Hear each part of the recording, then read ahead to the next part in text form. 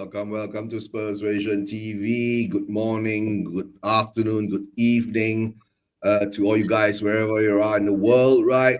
Today is a game that we're coming up against Newcastle in Seoul. We've got our news from our captain. He says that he will be leaving the club, and I'll give him the big up for him being honest, right? Coming up and telling us and not giving us speculations whether he's going to be here or whether he's not going to be here, right? And to tell the truth, guys, I really saw that when he was in Hong Kong. He didn't look too happy, right? He was a bit dejected. He wasn't smiling a lot. So all I can say is that big up, Sonny. You'll always be a legend. You'll always be welcome back. You know, you are the only Asian to win the Golden Boot, right? That gives us pride in Asia and all that. But before I go on, big up to Queen Ellie, right? Queen Ellie, big up to Ellie, right? Big up Eugene, right? Technically played good match, right? Versus the Scum. Right, the fifth and got a well-deserved victory, right? So organized, solid at the back. That's what I was telling Mani earlier. And Mani's an Arsenal fan, big up to Mani, old good friend, and a very practical, reliable Arsenal fan, not those who go deluded. Right? And of course, the big up to Eva Man. Eva Man was in that stadium for that win with her son and daughter, right? And Eva says, "Hi, Eugene, big up. Sorry, wasn't able to reply message on Thursday night. Yeah, was too busy watching the game. Yeah, I was singing and screaming, literally lost my voice. Yeah, Eva, big up. I know, enjoy yourself, right? I wish I was able to be there with you guys, right, and enjoying it. It was fabulous, and the vibes I had was amazing. But sadly, it was the last time that I see Sonny playing with Spurs, and so sad to hear that the day after. Yeah, I know. But Eva, like I said before, right, through all the pictures and all the videos coming up, I got this funny feeling Sonny was going to leave, right? And I've been saying it for some time, right? And of course, Eva says that he saw Sim from and David from We Are Tottenham TV, Chris Cowlin, James Black, Don Robbie. I even saw Don Robbie and Lee Gunner. Yeah, send my regards to them, right, from AFTV, right, and of course the AFTV crew, right. And big up, Eva. Thanks for your support, right. She's always been a good supporter here, right. So coming to it, I can say that, you know, I put a lot of links out there. Any of you guys want to come in and say a few words for Sonny, right, and your thoughts, right? I'm going to put the link out into the chats, right? If you want to join me, right? Have a few words about, you know, he is our captain. He is a legend, right? He's the only one that stayed back and helped us lift that trophy. So I'll always give it to him, right? And of course, there'll be a lot of sad South Korean fans today, right? But let's hope that, you know, a lot of the South Korean fans who are actually Sonny fans will still continue to be Spurs fans and support the club along the way. And don't forget, we still have Yang, right? Yeah, Yang, we've just got him from Korea, South Korea too. But of course, it comes down to who's going to replace Son and all that. But as for today, we ain't going to go into the transfers and all that, right? Of course, we know being Spurs, we do need that couple more or 3 or 4 more experienced and solid and good quality players to come in to bring us to a higher level and to actually challenge Mani, right? And Arsenal for a better league position. But we'll never know. But before we go on, Mani, how have you been doing?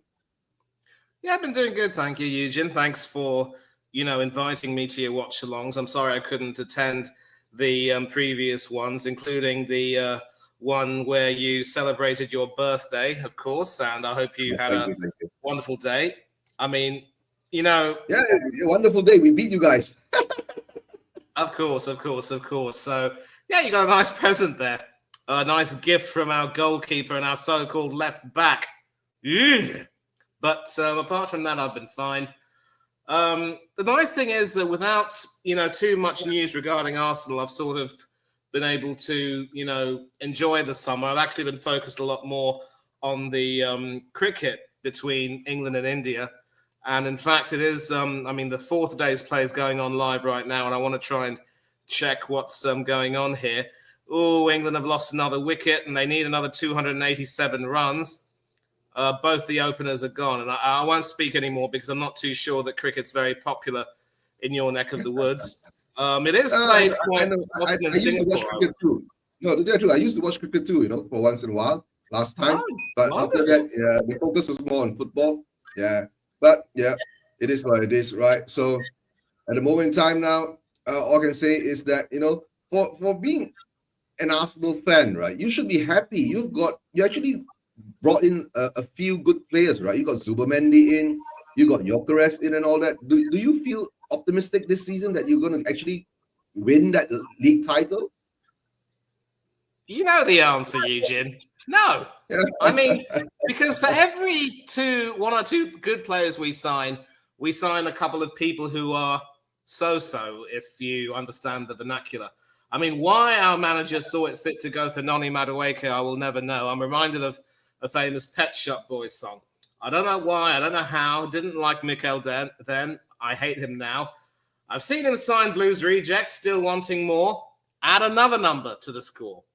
And then, of course, another one in Kepa, who found his level at Bournemouth, but I just don't think his days of being a serious first-string goalkeeper are now gone, because he even went on loan to Real Madrid and was the starting goalkeeper there under Ancelotti for a bit of time, but even then he couldn't keep up that momentum and lost his place. And there's still some doubt over some of our existing players. I'm just glad that we've made a few, outlays, and we've sold some players on. We've seen Georgie Porgy go back to Brazil to play for Flamengo. I think Gabriel Jesus, believe it or not, has also gone back to Brazil. Maybe Flamengo or some other club to play on loan. I think I'll have to check that up and confirm it. We said goodbye to our Asian, the Tommy Gun, and our left-back issue is still a problem, as you can see from that ridiculous escapade involving Miles Lewis-Skelly. And when he played for England against Senegal, he literally was, all over the shop. And it just... So listen, no, there are still some deep-seated problems. And signing a couple of quality players will not solve that. I am hopeful that Gyökeres will prove to be a good signing. The big issue I have with Zubimendi is that not only has Arteta inadvertently reunited that Real Sociedad midfield along with Marino and Odegaard, he just seems to be a little bit slow. I don't know if he's necessarily going to, really impact the game as much. And so a lot will be expected of Declan Rice, especially with Thomas Partey now gone. And I definitely don't want to say anything about him. So listen. I've learned over the years, dear sir, that when it comes to Arsenal, optimism is wasted. Just let the chips fall where they may, play the hand you've been dealt, and of course, as Arteta would say, shut your mouth and eat it. And yes, big up you, man. They're coming out now. You're about 30 seconds ahead of me. Yep, the players are coming out. Yeah, to tell the truth, right, Manny? Because even being a Spurs fan, right? We've been shouting that you guys needed an out-and-out number 9 for the past 2-3 seasons, right? To actually bring you up the next level. But I'm so surprised that it's taken him so long to reach that level, to understand that what he needs. And we did see in the game on Thursday, right? Kai Havertz isn't that player. You guys know. And I won't judge Gyökeres at the moment because he came on for 18 minutes, 15 minutes or so. What can you do about that? But it is a preseason game, right? And like I told you, whenever it's a North London derby, it is never a friendly, right? It is. We will accept that, And I will say that I will take pride that we did beat you, but of course, let's hope that when it comes to the actual games that we have to play when it's competitive, let's see where the level goes to. Everything's preseason at the moment. Our preseason hasn't actually went well because we've been drawing most of our games, right? Apart from beating you guys on Thursday, right? And beat you by 1-0. Only thing I can say is that I'm a bit more happier with our defense. It looks a bit more composed, a little bit more solid. You guys had 13 corners or 15 corners and how many 10 attacking free kicks and all that. And we were able to get to it and defend well, right? Because last season, we know we were very weak in that positions. So I'm happy with that, right? But let's move on from there. Let's go on to today's game. We all know that today is most probably Sonny's last game in the Spurs jersey. He did come out to say that he will be leaving. That's why I'm giving him his props, because he has came out and told us fans that he will be leaving instead of letting us Spurs fans speculate whether he's going or not going, right? And he's come out early to say it. That means that he's telling us fans that he's leaving, and he's telling the board, right? Idiots, please get a replacement for me, right? You got 1 month before the league starts, right? Sorry, you got 1 month before the window closes. Less than 1 month before the window closes. Get a good replacement for me, right? Because what I've seen recently, right, we can't rely on Odeber or Tell, right, to cover that wing that Sonny plays in, And the thing is that, remember, we have this scenario with Eze. You guys are looking to get him. We were supposed to get him two transfer windows ago, but everything's still in the air. That's how I'm saying. But before we go on, Manny, let's get down to the lineup. The starting lineup is Vicario, Romero, Danso, Pedro Porro, Davis, Sarr, Gray, Benton Cole, Sonny as captain, Johnson, and Tell. Look at our front line. You get what I'm saying? We've got Son, Johnson, and Tell. Son will be gone, right? Johnson is, a meh kind of footballer. Last season, he got his goals more based on tap-ins, right? But we can't take that away from him, right? He did score the goals. Yep, he deserves that. But apart from being an actual footballer, he was he's not up to the standard, right? I got my nickname for him, and you know that, Money, right? And Tell coming in, Tell reminds me of Timo Werner. You remember? Came in, right, for 6 months, didn't show much, and then we re-signed him for another year. And the problem with Tell is, I know a lot of players think that he has potential, and he's young, and let's hope, Frank can coach him to become better. But the problem is that you can't coach a player overnight, Manny. We all know that, right? Players need time. Unless you're proven, you show me. Unless we go out there and get an Eze, right? A Leon, right? Or a Mitoma, right? Then it'll give me more confidence and more feeling that we can make something out of this. But at this moment in time, all I can say, sit back and we look. And then the chat group, if you look at the subs, right? We got Vicario, Austin, Gunter, Bissouma, Vuskovic, Abbott, Donnelly, Spence, Yang, Maddis, Odeberg, Richie, and Langsher. There are about 3 or 4 players in there, which I would say they will be part of that first 15 players that will play in the first 11, right? But apart from that, right, you look at the names down there, they're all youngsters, right? Vuskovic, if I'm not mistaken, did you watch the game he played against Reading? He showed what he could do, but that was against Reading, guys, right? Reading is a League One team. Now we're talking that you're going to the Premier League, right? And you're going into the what's called Champions League. We need better, right? And to tell the truth, whilst you are getting Zubamendi and Gyökeres, right? Apart from Kudos, right? We do have Kudos. Guys, I think I missed up Kudos' name. Kudos is in there too, in the subs, right? That's the only thing we have, because the rest of the things are we signed Tell, we signed Tell, we got Dan Sloan as a defender, we brought in Takai, a young Japanese defender, right? And that's it, apart from Kudos. So for me, is that I think your transfer window now it's a bit better than ours. What do you think about it?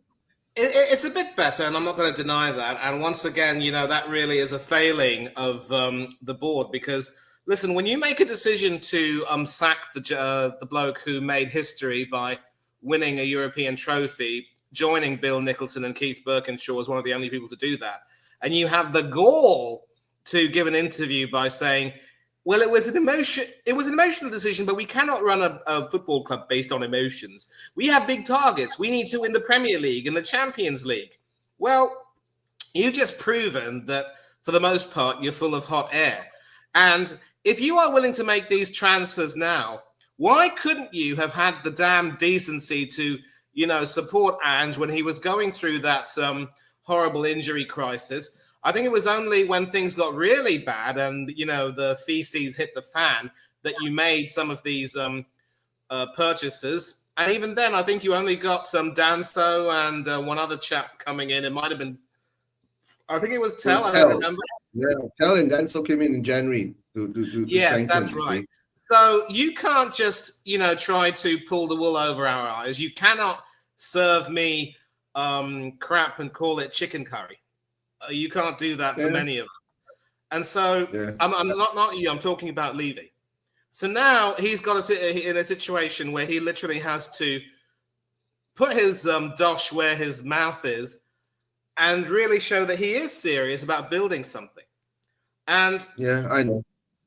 I think, when you made the decision to sign Thomas Frank, I think it's probably clear that in Levy, he sees him as someone who could be a reminder in some ways of Pochettino. And I remember that wonderful interview you did with Craig from Up the Cherries in All Departments, where you said, you absolutely adored Pochettino, and what he was trying to do was, build something and start from the ground up and really work with the players he had. And, you almost reached a kind of zenith by finishing second in the Premier League in 2017 and reaching the final of the Champions League in 2019. And then after a few months into the following season, he gets sacked, and that pot stirrer, Jose Mourinho, comes in. I mean, I have to say this about Mourinho. I think he's done his dash. He can do well in certain leagues, but his days of being one of the best managers in the world are long gone. But as always, Levy is the problem. And one of the reasons why I like, coming on these streams with you is that although we may be rivals, we share the same, gripes. The fish always rots from the head downwards. Yeah, that's true. That's true. Right. And, all the PR BS that comes from the club and the owners and the chairman and all that. The only things I've always said, right? Don't talk, show. Show me your ambitions, right? And like you're saying, right, we never had shown any ambitions. Like last season when we lifted the Europa League, right, and we get into the Champions League, right, you should be showing us the ambitions that we are moving up, right? But guys, the game has started, right, and Spurs has lifted the ball over the top, and Nick Pope kicks the ball up, right? At the moment, the game is a bit back and forth, right? Like I said, right, this game is going to be a friendly. I don't know any kind of hard tackles will be coming in, and of course, LAFC, right? Who is supposed to be signing Son. Oh, Nick Pope takes it off for a corner. That's a weird thing to do. And Eva, man, if I'm not mistaken, you're about 30 seconds ahead of me, or nearly a minute ahead of me, right? We've got a corner, and I guess there's nothing happened from this corner. And Tell is taking corner.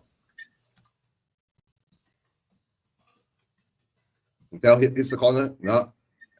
And okay, good shot. Straight at Pope. Do you have the game on, Manny? Hold on, Manny's putting up a jet. He'll be back. All right. We can see what's going on now. All right, the ball goes out. It's not a good corner from Tell, but it squeezes out to Star. Star smashes it onto the ground. It pops up. 1-0. So quickly. All right. Spurs leading 1-0. Johnson. Okay. Steals the ball back. And Johnson shoots out from the top. Okay, big up. We're 1-0 up. Yeah, even man. Johnson scored as well. We were talking about Johnson, right? That's a good one by Johnson. Okay, let's see how that goes. Let me get a glimpse of replay. All right, while you change this. I think we steal the ball from. Let's catch out the replay.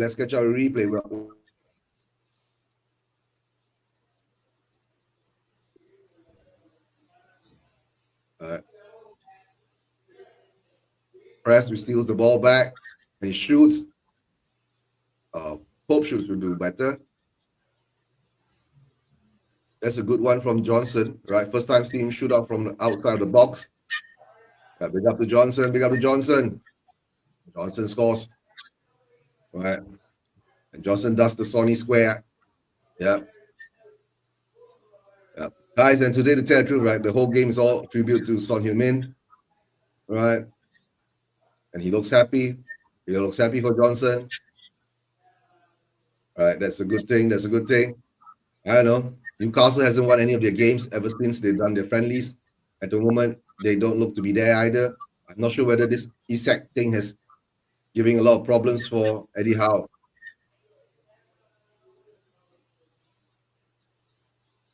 All right, let's see what Kinski does with this now. Kinski lobbed it over the top.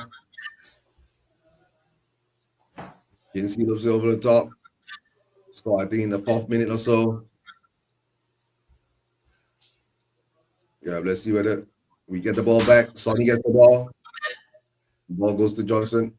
Sa is Matistel. No. Yeah. Spurs are pressing again. Yeah. And we were talking about Johnson, right? Johnson has scored money. Was it another tap-in? Oh, no, it's quite good. We press high, stole the ball, right? He runs into the edge of the penalty area and shoots.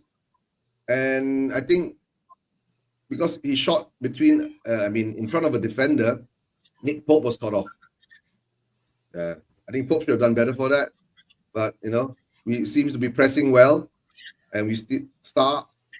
All right, steal the ball again. Son gets the ball. Son tries to cross the ball in. Block. Yep, Son can't feed it through. Yeah. Are you watching the game? I'm trying to find some stream, but the worst part is unless there's a specific channel called Fan Code, which has become popular here, I can't watch it. And it was the same problem with the Arsenal Spurs game, but I couldn't watch that game anyway because I was doing some other stuff. And besides, I have you on commentary, so I don't need anything else. Yeah. Let me see whether you can get this. Whether this works or not. Yeah, I sent you something, Manny. Have a look. Ooh. All right. Let's see whether that works. I don't know. Somebody put it. All right. Now Newcastle's in attack. And somehow or another, it's a weird game, Manny. Both teams are wearing their away kit.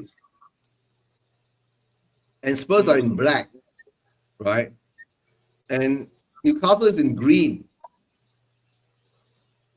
And Newcastle looks like Ireland. The green jersey looks like the Ireland jersey. Oh, that's weird. All right. Okay. Now Newcastle's in attack. And we defend well. We get the ball out. Right. Hey, Simon. Big up. I just joined the game, so I'm watching the game from the beginning, so I won't be live, yeah? I won't be watching live. Yeah, we're up 1-0, Simon. Yeah. Yeah. Yeah, they have Eva Man says they have it on Hey TV. It's on Hoi TV. All right. Not sure about that. All right. But I did send Manny a link. But of course, we're in Malaysia. We're watching on Astro Super Sports 811. Right. Big up to Astro. And a lovely ball and offside. Sonny's offside. Sonny's offside. Right. But just to let you know, I'll see you after halftime. You catch up after halftime, yeah. And no, just to let you know, we're up 1-0.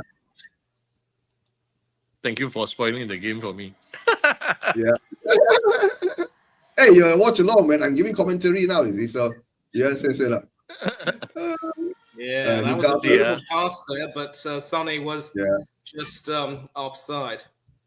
Yeah, okay. I also wonder if there's a part of me that thinks that maybe, Son sort of got tired of all the machinations behind the scenes because, there's a wonderful story that you will know this, of course, Eugene, that he and Ange go a long way back. He, of course, was the South Korean captain that lost the Asian Cup final to Ange's Australia. And obviously, the big scene, of course, after the match was Ange consoling Heung Min and telling him, great game, mate. Don't worry about anything. You're still a fine player, and this doesn't take anything away. And when you take a look at the message that Son posted on Instagram in tribute to Ange, you could tell that he, like many of the other players, loved the big Aussie. So to see him sacked and see things not really going very well, maybe he came to the decision that he didn't want to be a part of the circus anymore with Levy as the ringleader. Yeah, maybe. But to tell the truth, right, whatever choice that he's made, right, I think is a good choice because if he did stay on this season and things don't turn out well and he doesn't perform well enough, right, our Spurs fan base, how they go, right, they will flip straight away and turn on him. You get what I'm saying? So all I can say is that whatever decision is made, I accept it, right? No matter how, he'll still be a legend in the club, and the loyalty that he showed. And Johnson's got the ball. Can he get to it? Nah, Johnson can't get to it. Yeah, couldn't get free from Bird.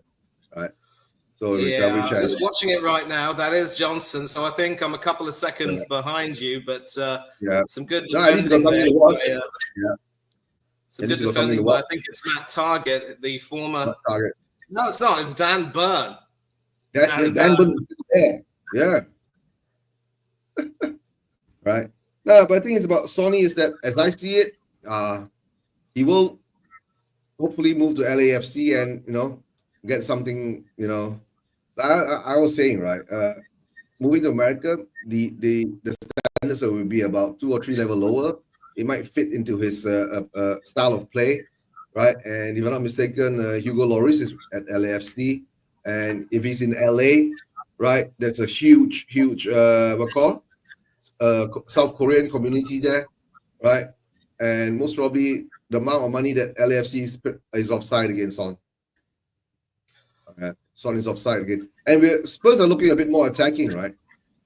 So, and with Sony being there, right, I think the amount of money they're offering now is about 20 million USD. That's about 15 million pounds, and I think they will recruit that very, very quickly from the sales of things that the sales of the jerseys and all that, right? That Son Heung-min comes along with, right? So basically, it's just like moving one market, a marketable product to another club. So let's see what happens with the Spurs fans and the South Korean Spurs fans and the Suns fans, right? How it goes, right? But at the moment now, Newcastle's got control of the ball, right? Let's see what they can do. It's interesting, really, because there was some news about Lloris leaving. No, that might have been Olivier Giroud who ended up leaving, and I think he went back to play in France. But Lloris is still at LAFC. You're right.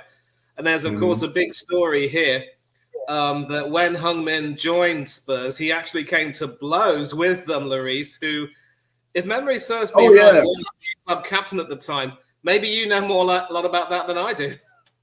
Yeah. There was one game where I think Lloris wasn't happy with Son, so they had a fallout, right? But if footballers when they're in the game, right? To tell the truth, right? A lot of people talking about Son, the only thing is that he was the captain, right, for the 2 years, right, and he's won a trophy. We can't say anything less or more than that, right? The only thing is that all we can say is that a lot of players who were there earlier and have not won anything. You get what I'm saying? So for Sonny, is that I wish him the best of luck, right? How things turn out in LA for him. I guess the weather will be nicer, right? You want to go through the cold winters of UK cold winters and all that, right? It'll be more of a temperate weather for him. Right? And at the moment now, Newcastle is attacking and we're defending. And the thing is that, have you noticed, right? Our defense at the moment, right, looks more composed and organized. It does, and I'll give Frank some credit for that. And I was chatting obviously with my friend Steve Jenkins. You'll know, of course, Mr. B, and he also loved the stream that you did with him for his channel.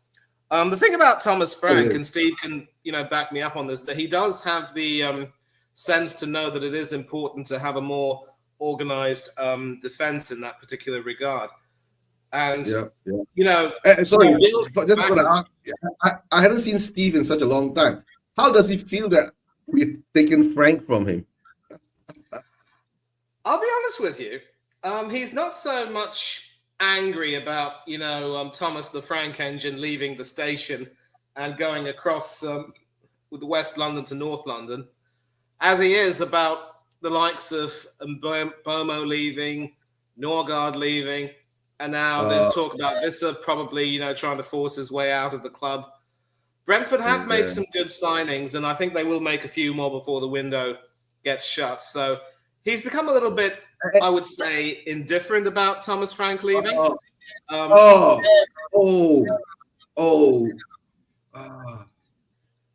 think there was some talk.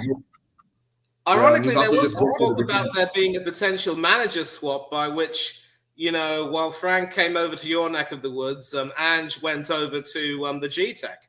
But, I just saw that chance now. Remember, I'm a few seconds behind you. And thanks for sending me that thing on WhatsApp, by the way.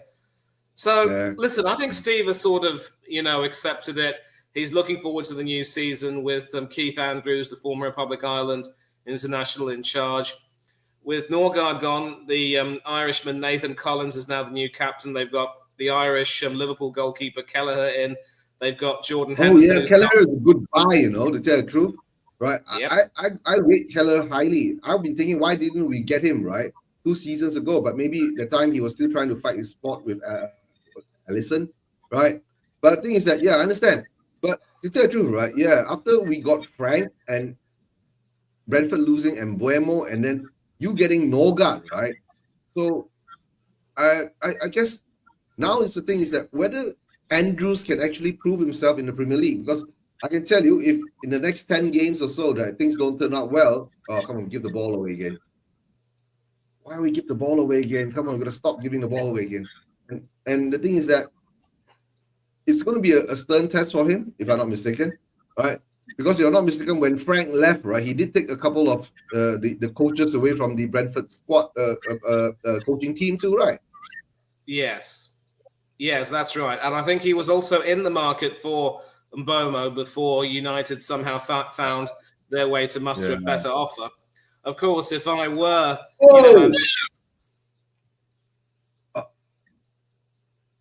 Anthony Gordon in his scores, right?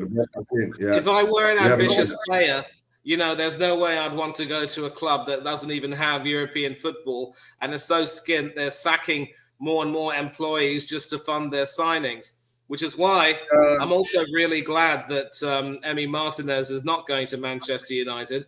They've got their sights set on someone like Nick Pope or Donnarumma. They're not going to get the Italian. And as you mentioned, I think it is going to be a bit of a loss with Frank having taken some of his coaches with him. But, Andrews is still a remnant of that previous stint. I think if memory serves me right, he was a set-piece coach. So there will be a little bit of formality, and obviously there will be some more people being brought in to try and help out a little bit. But, look, I just hope for Steve's sake that things do go okay and that they find a level of togetherness, because there are some people who... Okay, we start the one-on-one. Come on. Tell Kai, you can't even score 1-1. What the... That is why I say Matthias Tell is not up to that level. Oh, yeah, I see that right now. And that's no foul. Yep. How can that be offside? He doesn't know what to do. That is not the quality we need. To be fair, it kind of reminds me of... Money. Imagine, right, if Gyökeres did that, one-on-one and you miss. If Gyökeres did that, I would say he has an excuse. He's trying to find his way into the team. He's trying to sort of get himself established. There will be, a small teething period. With Tell, I agree that maybe he shouldn't be given quite that much leeway. But look, pre-season, Eugene, is really all about, finding your feet, keeping yourself fit. It's sort of like, but Money, we've seen this last season too. You get what I'm saying? The problem is that we've seen this last season too. Remember when I told you about Timo Werner? When we saw him, he was that bad, and we brought him back. Yeah. But because of his age, right, we really couldn't give him any leeway. Yeah, but the thing is that maybe that could be coached to make him, Frank and coach him to be better. That is a big maybe. You get what I'm saying? Right? But at this moment, if you see, right, even though it's preseason, it's a one-on-one, right? You run through, and in anything, I think the linesman saved his blushes because he lifted for offside. But if you go back on VAR, right, that ball, right, was actually won in our half of the field. And they don't even share they're not even showing the replay now. You get what I'm saying? Yeah. Exactly. But I'm saying, it kind of reminds me, mind you, and I have to mention this, it reminds me a little bit of that famous or infamous Heung-min Son miss against Manchester City, which confirmed, that we wouldn't win the title. And you take a look on Twitter, the only, there's so many posts about how Heung-min Son will leave Spurs as arguably one of the most liked and likable players in the Premiership of all time. Possibly the only people who might hate him are Arsenal fans. And I'm very quick to put them in their place by saying, knock it off, you idiots. You don't speak for the entire fan base. We weren't good enough to win. Do not even think of trying to criticize Heung-min Son. And, you take a look at that miss, and maybe there was some extenuating circumstances. But listen, I wasn't going to blame Heung-min Son for that. And I think as far as Tell is concerned, he probably should have done a little bit better. Maybe he shouldn't have been so quick to shoot because there weren't any defenders on his tail. He had left them for dead. Yeah, but listen, I know. this is something that's going to have to be worked on definitely in training, and something that Frank's going to have to get right before the beginning of the season. No, but Manny, what I'm saying is that, right, it's the confidence. If you're running onto the field against one-on-one on a goalkeeper, right, you must know what to do. When you reach there and you hesitate and you don't know what to do, right, that shows that, there's a lot of work to be done.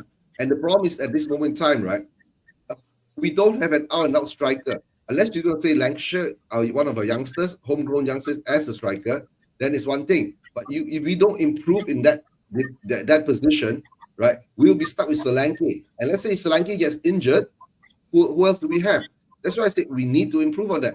But like for you guys, you were saying, like, I'm not sure you have any young up-and-coming strikers from your youth academy, right? You're using Kai Havertz as a number 9, right? And now you got Gyökeres, right? You're more or less strengthening your position. And you remember last season when Havertz was injured, you used Marino as a number 9, So there are some interchangeable scenarios that you can go there with. But for us, that if Solanke gets injured, right, we have to rely on Tel or Richarlison as our number 9. And Richarlison is Solanke injured now, though? Because I don't see him in the squad. Yeah, Solanke is still injured. Yeah, Solanke is injured again. He did travel, but he picked up a slight knock in training or something, right? And then Frank says that hopefully he'll be back for Bayern Munich.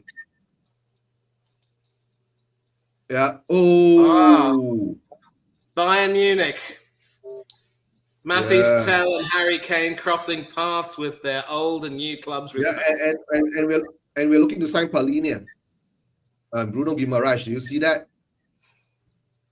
Palhinha would be a very good signing, mind you. I mean, he proved his worth at. I think he was at Fulham. Then, of course, obviously, he went to Germany, and he would be someone who'd lend a lot of work rate to the team. I think one of the areas where you probably might struggle a little bit. Tony. Yeah, I know Palhinha looks like a solid signing, right? Even though he hasn't had much games in Germany and all that, but at least he brings some experience into that midfield. You understand what I'm saying? And then most probably he'll be able to I call the other midfielders, because we've got a very young midfielder in Archie Gray and Pape Matessa. You get him, the guy who scored a goal against you guys, right? So let's see whether... Yes, I don't need to be reminded of that. Thank you very much. Yeah, right. So that's how I see it, right? But the thing is that, me, right, being a Spurs fan for so long, I won't believe it until he's in the stadium holding up that shirt, right, and doing the intro video. You know what I'm saying? We're so prone to screwing things up. That's being Spurs, right? We at least you guys were linked to Gyökeres, ding-donging back and forth about the money, the amount, the blah blah blah. And then he still turns up to be a Arsenal player. You get what I'm saying? Yeah, right? But then we're now doing the same thing with Ebery Eze from Crystal Palace, and I think, this is the thing which I don't like about Arsenal. We sometimes have this sort of mentality that a penny saved is a penny earned, and maybe, Levy's of the same ilk. But when it comes to something as simple as a release clause, if you are literally willing to drop the money on the table to get Noni Madueke in, why don't you just bite the bullet and say cough up a little bit more for, some players who are of better caliber? It just doesn't make any sense to me. Maybe Arteta sees something in Madueke that we don't, but I'm not too convinced, quite frankly. Yeah, I know. Come on, Sa. Eva will tell us whether he scored the second goal, but still can't get it. We are still looking a bit dangerous in attack, right? We were able to cross the ball in, Sonny. Sa couldn't get it out of his feet to score, right? No, but how you can say, right, Manny? The Eze problem, right? I don't think it's a lot to do with Eze himself and Arsenal, because we were looking into Eze for the past 2 transfer windows. You understand what I'm saying? And we always hit the stumbling block because Parrish wanted the upfront payment at a too high level, and Levy didn't want to pay that. You know what I'm saying? Because at this moment in time, right, let's say the deal, okay, the ball is hit, okay, head injury, right? Let's say his release clause is at £68 million, correct?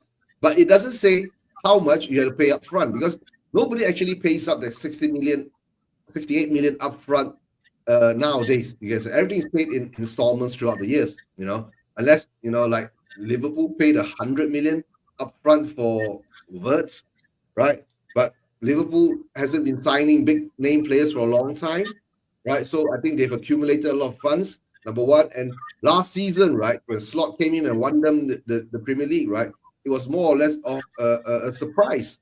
You guys, we never expected Slot to do so well. And I tell you this now, right? Don't be surprised, right? With all these new players coming in, right? Slot might not do too well in this coming season. You understand what I'm saying? Right? Mm-hmm. Because when he took over from Klopp, right, he more or less had a nucleus of a team that understands each other, right? And he just tweaked a bit the system and all that. And of course, the drop off of Manchester City, and you guys didn't do too well too, right? Because once Manchester City dropped off, right, you guys were the ones supposed to take over, but you guys didn't show up. You get what I'm saying? You drew too many games. That's the weird part, right? Yeah. So the thing is that I got a funny feeling this season, right? Don't be surprised, right? There will be a drop off for Liverpool, right? And don't be surprised if Manchester United do their business well enough, they could be the team that come back up, right? But unless Emery screws it up, I'm not sure about that. Right? That's another thing we can't say. But for me being a Spurs fan, after seeing what we did against you guys in Hong Kong, I'm looking at this like we are like 3 or 4 players, right, off from actually challenging for top 4, top 5. At the moment in time, with what the squad I have, right, I see we are about a top 10 kind of team, right, in that bracket, right, with the addition of Kudus, and because Thomas Frank is coming in and he'll be able to coach the players and blah blah blah, improve them. That's how I see it. You see, but I don't know. Let's see what happens. The window hasn't closed yet, and for the Eze scenario I think the problem is Parrish. He wants the upfront payment, which is too high, and we steal the ball back again. Come on, Sonny. The ball. Brandon Johnson. Brandon Johnson, that's the problem with Johnson. He can score goals, but he can't pass the ball properly. That's my problem with Johnson, right? So the problem with Eze is that's the problem. And do you know we had this Morgan Gibbs White drama, right? Oh yeah. Which I was saying after the Kudus deal, there was a here we go 60 million release clause triggered, and then the whole Spurs fan base thinks that Daniel Levy is going to pay 60 million upfront for a player. Bro, it doesn't happen that way for Spurs. We don't pay the full amount. We've never paid the full amount for a player, which is more than 30 million pounds, right? And all of us are also deluded and believing that now we got 60 million in escrow waiting to be spent. I'm like, guys, wake up. We don't, right? Show me the money that we actually have that 60 million waiting to be spent. The ball comes in. Archie Gray's doing well. Pass it out to Tell. Back to Davis. Son has got the ball. Son is coming in. Son him in, and we get a corner. All right. Saar tries to cut the ball back and we get a corner. All right. So that's how I see it. You guys, why are we feeling that we have? And then if we have 60 million pounds in the bank now, right? Why are we going up to try and get a Sesko? How much does Sesko cost, right? How much does Rafael Leon cost? How much does Mikitazzi cost, right? Why do we do that? Because if we go and nowadays football deals, right, aren't paid in full. Everything is installments. It's just depending how much is that upfront money do you want. You get what I'm saying? That's why I think that's the stumbling block. And the thing is that a lot of Spurs fans still think that we still can get Eze. That's the weird part. Anyone says that we put up the money, you will get Eze. And the weird part is now, right? His release clause has expired, if I'm not mistaken. Yeah, one thing which I can tell you right now, listening to all of this is that, there's always going to be many a slip between the cup and the lip, and you just know what won't come and throw a spanner in your works at the moment. I would also perhaps go so far to say that, I do get what you're saying about, you talk about the release clause, but, this is another reason why it is exceptionally important for a club like Arsenal to sort of get our, priorities in terms of players spot on, and then make sure that we have the money to satisfy that in the first place. Maybe at least if we hadn't have been so quick to try and get in some glorified support players like Madueke or Kepa or, Norgard or one or two others. And now we also got this chap named Mosquera who will probably be a backup for both Saliba and Gabriel. And we've given him the number 3 jersey. I fear an Igor Stepanov's fiasco once again. If we had prioritized trying to get the likes of, Gyökeres and Eze and make sure that we met those conditions, we wouldn't really have that much of a problem. And then you can focus on trying to get the support staff. You don't try and get the support staff players you want first and then end up facing problems getting the players you truly want. Where there is a will, there is a way, but you've also got to keep your eyes perfectly on the prize, not just when it comes to playing football, but getting the players you want. And that's exactly what the big clubs have done. Not just Liverpool. I think City have also recognized that there's going to be a cull of players given the drop-off they had last season. They've already lost Kevin De Bruyne, and they've brought in this Dutchman named Reinders, who I rate quite highly. They've brought in, which says to me that Guardiola is thinking of ditching that ridiculous inverted fullback strategy and going with a more solid, natural left back, I would say. And that is really the way, things should be. You've got to be straight with what you want.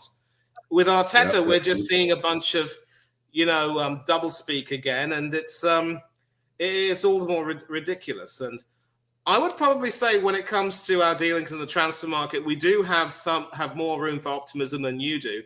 And if we do get Eze over the line, then, that'll just underline it. But I've learned over the 5 years, Eugene, optimism doesn't get you anywhere. You've just got to roll with the punches, as I've told you, and we'll see how everything pans out. And if things don't go as well as you would like, well, I think that just sums up Levy to a T. And, how things are going to progress in the upcoming 2 seasons will determine whether or not he deserves any more credibility than the very little he already has. That's true. But the thing is that how I'm saying this, right? For you guys at the moment, you look more ahead in your transfer windows, this summer transfer window, right? The only other part is that how far are we going to go for, right? And the thing is that are we going to improve to challenge in certain things? You can say not along the way. And big up to Chris, big up, yeah. Double watch along, yeah.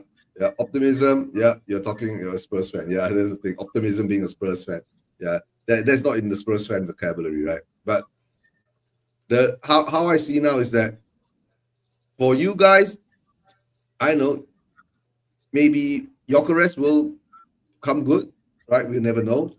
Because the last time he played in England was with Coventry, if I'm not mistaken, in the championship, right? Which I found it weird, right? He was very good in the championship. He was able to get about 20 goals or 30 goals in the championship in one season or something like that. But instead of going up to the Premier League, right, he went over to the Portuguese league, right? So it is what it is, right? So, and then he's jumped back now into the Premier League. Whether he'll be able to reach that level that he needs to be, that time will tell, right? We'll find out when time comes. That's how I see it. But for us at this moment, I see us like in all these preseason games, right? Looking solid in defense. It's one positive, right? But midfield at the moment, we still need that extra strength. And of course, in the attack, we really do look weak, right? And somehow or another, I've lost connection and I need to get back into the stream. Hold on, guys. Yeah. Internet connection nowadays. Too many users, I guess. Yeah. Let me get back into the stream. Is it just me, or do Newcastle seem to be playing a little bit of a high line right now? Because you made very good runs into Newcastle half whenever you've got the ball, and many of their defenders have literally been camped in your half. I mean, Yeah. It's funny how the tide has just turned a little bit. Yeah. No, but at least this game seems to be a bit more exciting. It's back and forth. Yes or not? There's a run back and forth. Newcastle's slightly high line. We are slightly high line too, because I was doing the watch along for the Arsenal game, right? I was saying this, and we get in a corner. Archie gets in a corner. I was saying this, right? When we were attacking, right, all 11 of our all 10 of our outfield players, right, were actually sitting in your half of the field. You know what I'm saying? So yeah, let's see how it goes, right? Yeah. So, but let's see how that goes, right? And we get a corner from here, right? And I've seen that we've improved in our set play, you know, even in our attacking set play, our defense in set play and all that, right? Kudos puts in a good corner. Okay. No, the flick he didn't get, right? So the thing is that Poro puts in a good corner too. So we look a bit, you know, a bit more dangerous in set plays nowadays. That's what I hope. And Eva says it's okay. Let's wait. Let's see what Newcastle does now. Eva is about 30 seconds ahead of us. I will say, and I hope you. I hope. Oh, sorry, yeah. One ball. I know the ball is coming through. Yeah. Eva already said it's 1-1. Harvey Barnes, you see, that is a good shot. You know what I'm saying? Brilliant hit by Harvey Barnes. Just as we were saying, right, our defense looks a bit more solid, and this happens. The commentators curse. We know it too well. Yeah. But no, the thing is that it's an open sign of scenario, right? So if we play an open game, we are susceptible to, you know, exactly. Barnes was against Poro. Poro can't do much of anything. Yeah. And that sort of reminds me, of course, you know, when Ange first came in, you had that brilliant start. You were playing openly, but then that home reverse to Pochettino's Chelsea kind of sent you on a bit of a downward spiral since then. I thought you still did well to recover from that to finish, you know, fifth. You could have had fourth, as we all know.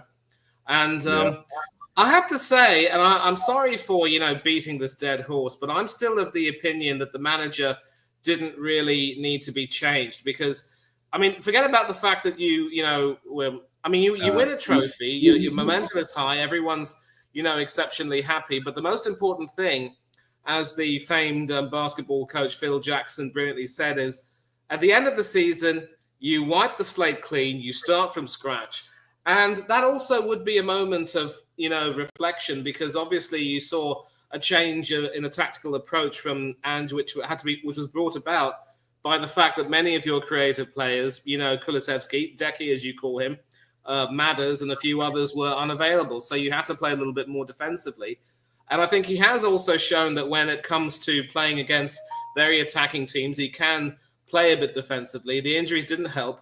I'm of the opinion that Ange didn't really need to go, but, you know, what's done is done, and maybe you could have signed a better manager like, you know, Glasner from Crystal Palace or someone else.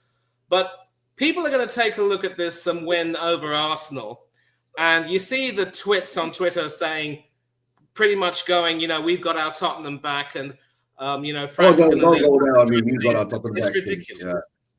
Yeah.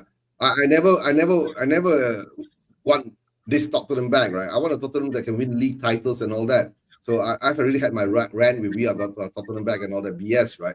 But I'm in the camp of, right, if Ange won us the Europa League, he deserved to have his chance. You get what I'm saying, right? But the problem is that what's done is done. And okay, now we have to start learning to defend again. Now Newcastle's, okay, there's a fight. Okay. Come on, guys. It's a friendly. Friendly, my foot. Look at that. And let's not forget that there's a certain Spurs defender named Kieran Trippier playing for the Geordies. It's anything but friendly. Yeah. Then it's, I know. Yeah. But many have been the Spurs and channels I've seen on YouTube. A lot of other people who have said, we're glad that Ange is gone and Frank will make us a better team. To that I say, wait until the season starts. Let's see how he does. And if you do not finish in the European places and fail to win a trophy, you're going to be made to eat some very disgusting humble pie, believe you me. And you have to ask yourselves, would you want to put up with this season after season, after the euphoria that you experienced in Bilbao? I know you would. No, but a lot of the Spurs fans, right, were how would you say? Come on, the marriage is grabbing who on the neck, but there was a bump. No, but you see, that's the problem with the Spurs fan base, right? We want attacking style football, right?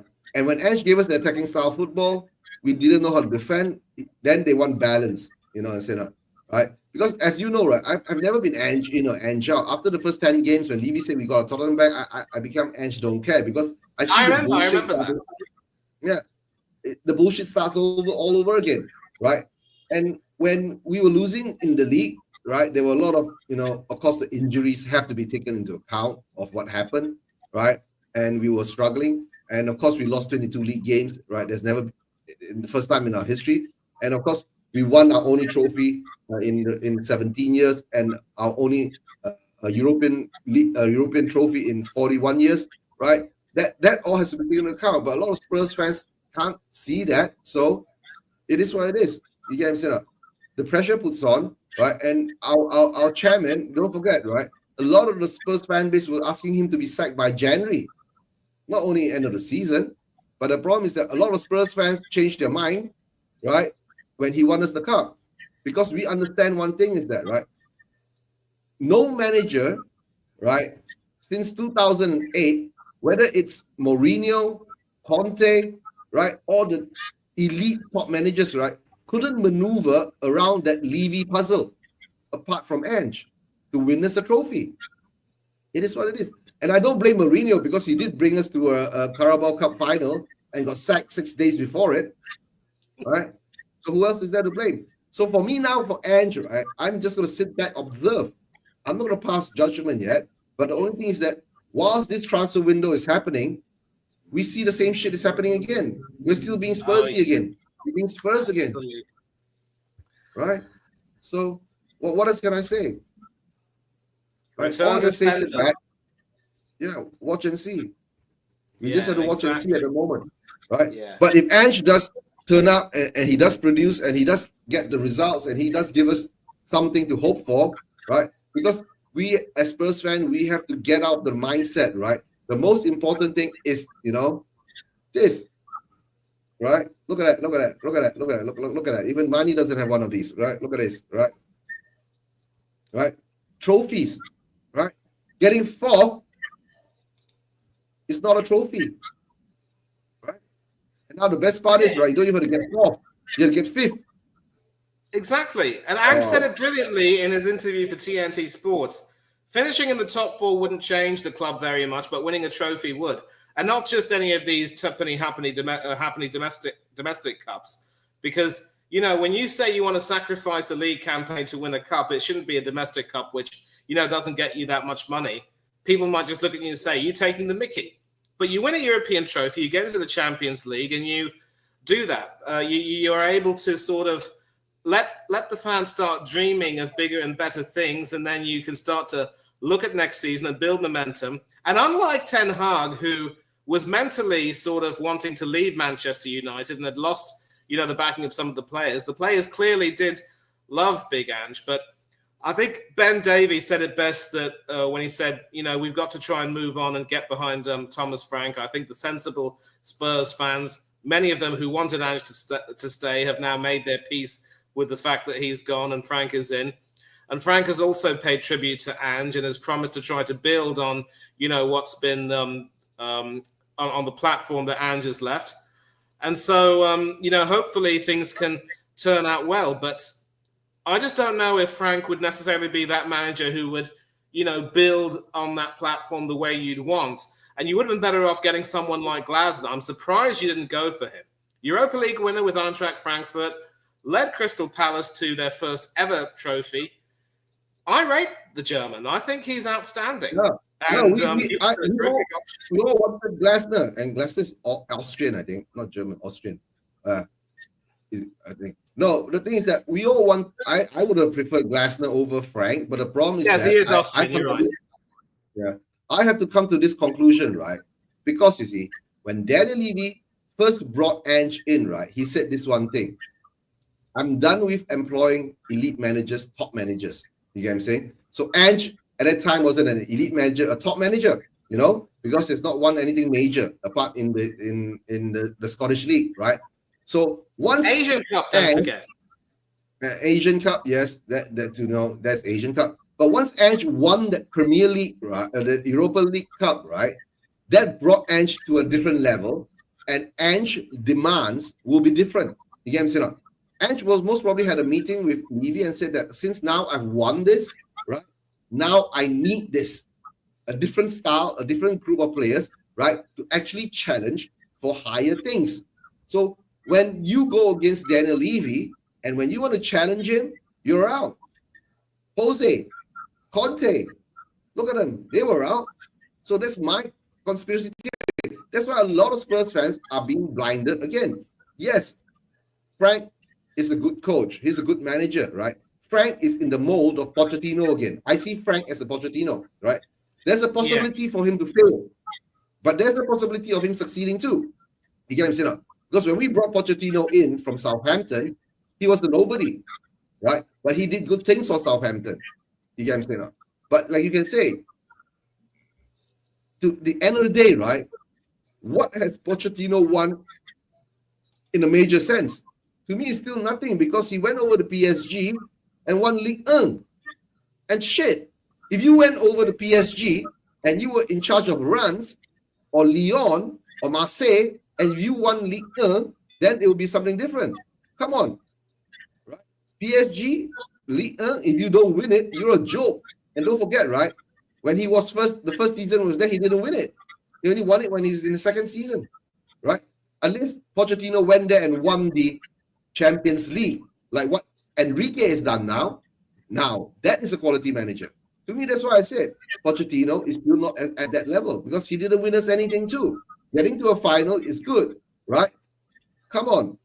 The year that Leicester won the Premier League, right? We should have won it, not Leicester, right? Why? Because our owners didn't back the manager. All right, guys, it's halftime, right? We didn't back the manager to win the Premier League. In January, we didn't buy the players to catch up to Leicester. But at the time, we were playing in the Champions League, the domestic cups and all that, right? Leicester was just playing for the league, right? So that was our greatest chance to win the Premier League. And partly, it was Poch's famous chance. Secondly, Levy screwed him in the back. That's why before he left, what did he say? You've got this magnificent mansion, but if you don't have the proper furniture to fit it, it's useless. So that's when Ange came in. Ange was able to maneuver all this BS by the owners and the club and get us a trophy. That should be respected. That should be honored. But instead, our fan base go back and look at the league and say that he did shit in the league. Yeah, but without taking in consideration that the injuries were there and all that. But the problem is that, yeah, because Ange doesn't play for a draw. Yes or no? He wants to win. That's what's the problem. But for me, is that I had a lot of gripe with Ange too, because apart from him giving us the trophy, right, it caused a lot of divide in the fan base. You know, it started with the Arsenal, Manchester City. We had to play Man City, and if we beat Man City, right, Arsenal will most probably win the league. And I remember that mess from Sun. There was a big conundrum there. You see, it caused such a big stir up in the fan base, right? And a lot of times he contradicts himself. You get what I'm saying? We were up 2-0 against Brighton. And then yes, I remember that. We lose 3-2. And then he comes out and tells us we didn't deserve anything. Then why do you tell us that you must have the winning mentality no matter what? Right? So he contradicted himself a lot along the way. But the thing is that along the way, I saw Ange, you know, as a deflection and distraction for Daniel Levy. You get what I'm saying? I saw him as that. I get that completely. Yeah. And So when listen, the time came, go ahead. hey, Go ahead, Heung. hold on. Mr. B, Steve, hope you're doing well, right? If you're free, right, I'll get Manny to send you the link. You can join me too, right? Because this stream is after the Newcastle game. I'm going straight into Formula One, the Hungaroring in Hungary, right? This is going to be a long stream. You want to join us and talk about, what happened in Brentford, Mr. Steve? I'll get Manny to send you the link. You can join us if you're free, right? Hope you're doing well. Big up, lads. Been a while. Yep. Hope you're well. Yep. I'm well too. Manny's well too. Yep. Not just a voice in YouTube. Yep. But nicking. Throws out of you. Yeah. Too. Oh, really? Yeah, there has been some talk about possibly, Brentford getting Trossard off our books, and with some new signings coming in, it might be difficult to see where Trossard fits into the picture. He's been one of those players who's technically done really well, but he's struggled to sort of really establish himself as, a major figure.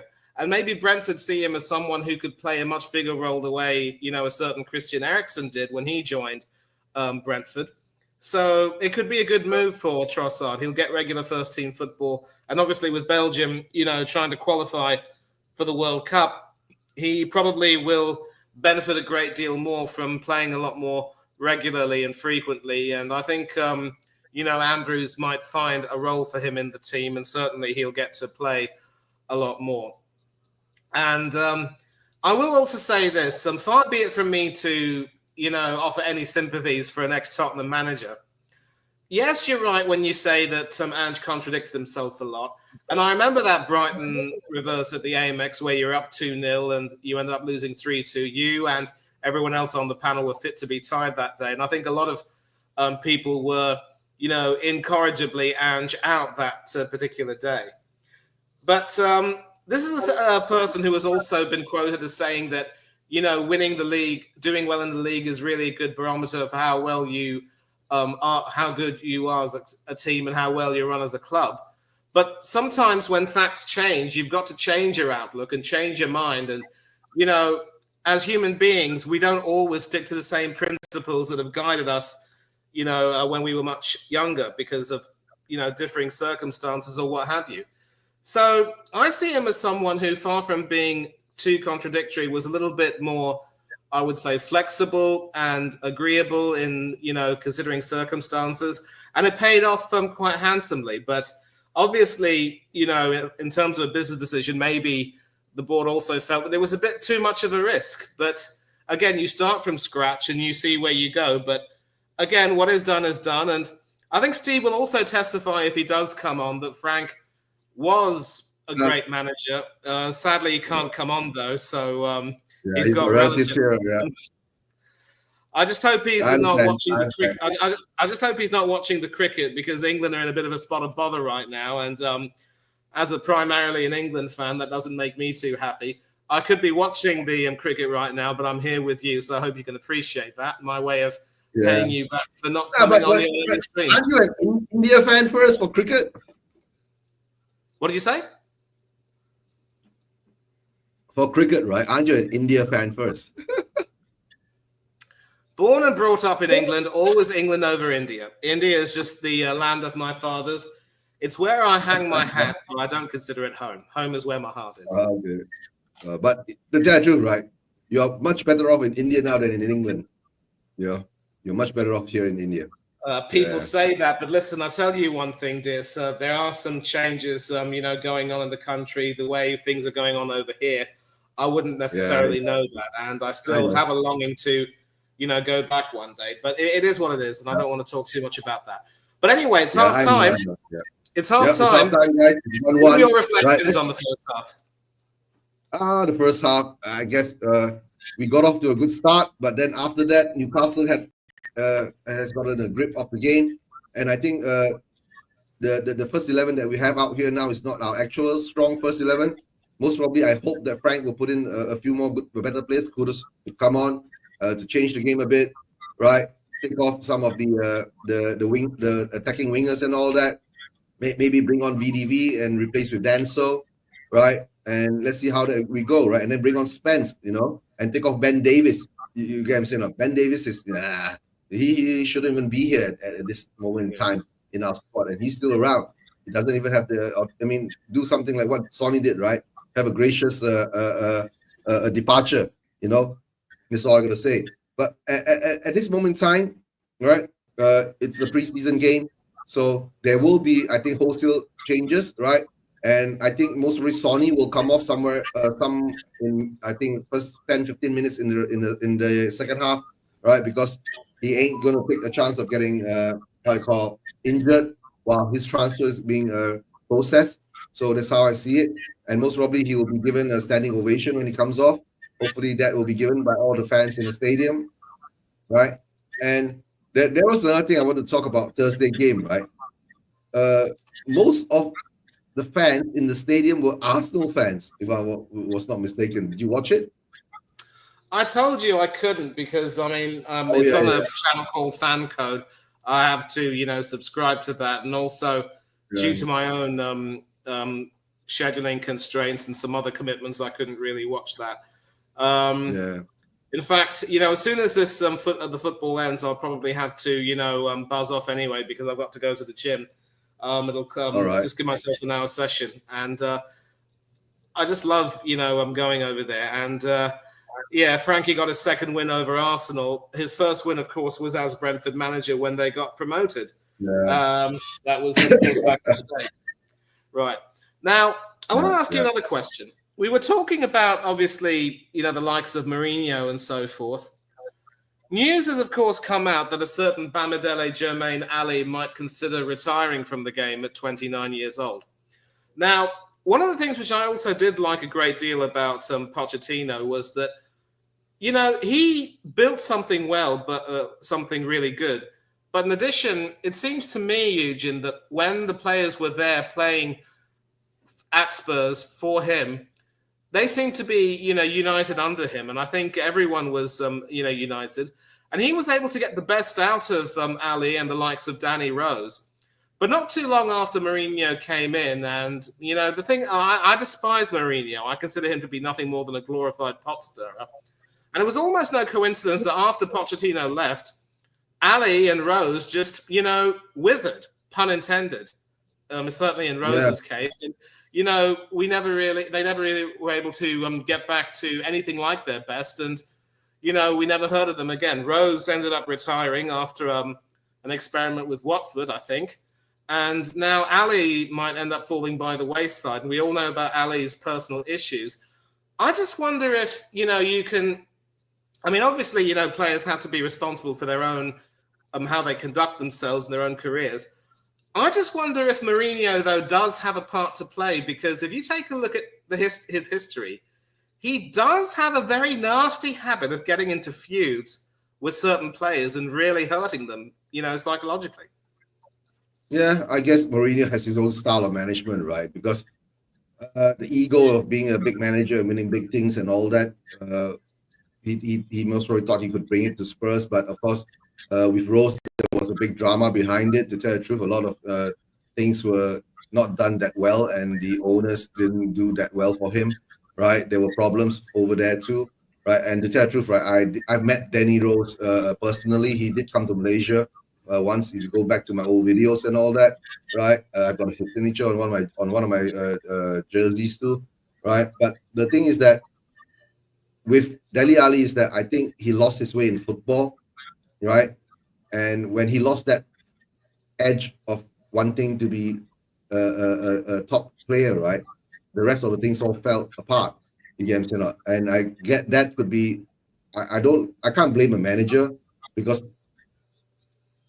like you said, right, you as a player, you must have your own determination, you must have your own discipline, you must have your own demands, right, to be at what level you want to be. You get what I'm saying? He did go over to Everton, and the Everton deal was part of the Richarlison coming over. He went over, right, and we didn't even get a single cent for him because he didn't play enough, and then he withered further away from that. Apart from Rose, all I can say is that he didn't leave on a good note with Spurs, because he felt that he was held back, and how would you say, right? And even man says, yeah, I love Dele Alli, to see him say that retiring. Yeah, that is very sad, right? Somehow or another, I think after Poch, right, there wasn't the kind of manager that would, know how to make the best out of him mentally, how to use him properly. And after that, he just went off the rails, right? And of course, there was a lot of stories and history of his background and all that. In the end, that played a big part of it. So all I can say is, right, Dele Alli, if he wants to retire, he should, right? But the thing is that, Spurs has got a history of a lot of players like that, right? We got a player called Paul Gascoigne, look at the history of that. You understand? At that period of time, it was a totally different kind of football scenario. And now it's a totally different kind of football scenario because you talk about the 80s, 90s, right? Footballers were differently built. You get what I'm saying? They will still drink, they will still smoke, and they still play. You know what I'm saying? Right? And to tell the truth, when you come to nowadays being an athlete, right? You stop the drinking, you stop the smoking, you stop all these, right? Focus on your career because your career is not a long career, right? Maximum you can bring it through, right? You look at Ronaldo, he's still playing at the age of 40. You get me? So you have to look after your body to be a different level of player. But even he's not playing at the top level now, but he's still playing in the Saudi league, right? And he still plays for his country. You get what I'm saying? But all I can say, being a footballer, you have to prepare yourself for the future. Because if you don't play football anymore, what else are you going to do, right? And of course, Mr. B is saying, okay, Eugene, what do you make of the dealing falling through? To tell the truth, right, I already said, right, earlier with money, the Morgan Gibbs White deal, right, the 60 million and all that, we don't have the money up front. Maybe that's why the deal fell through. But even if the deal had to go through, right, Marinakis would have just said one thing to Morgan Gibbs White. If this goes to court, right, for the next 5 years, right, you won't be playing football. Would you want to take that risk, right? Wagwan, big up to Miss Donna Cullen, big up, hope you're doing well, Miss Donna Cullen, right? And I heard you were in Hong Kong, right? Yeah, we all heard you in Hong Kong. Are you in Korea now? I'm not sure about that, right? So when you come to scenarios of being a footballer, your career is short, so you have to make the best out of it, right? So the more intelligent footballers do that, right? And apart from that, you will go back. Either you end up back in football as a coach or ambassador for the club, or you go into punditry, for the punditry, right? Yeah, Mr. Ricky will be coming back next Sunday. Donna will be coming back next Sunday. Yes, you're in Korea too. That's good to hear. Right. So all I can say at the moment now, right, is how are we going to line up in the second half? That's what I'm looking at now. How are we going to line up in the second half, right? Yeah. And what you said about players being intelligent, that really hits something. There's a wonderful proverb which says that if talent doesn't work hard work will always beat talent. And so you've got to have that talent of being able to somehow manage yourself. But at the same time, also, you've heard about the stories from his past, and people are going to just dismiss that and say, well, that didn't stop him from doing well earlier on. But then things have to fall into place for players to do well. You've got to have the right manager who will be willing to put an arm around your shoulder. And I think Pochettino, to his credit, was that guy. I see a lot of that in Ange, and I think Frank might also be of that similar mold.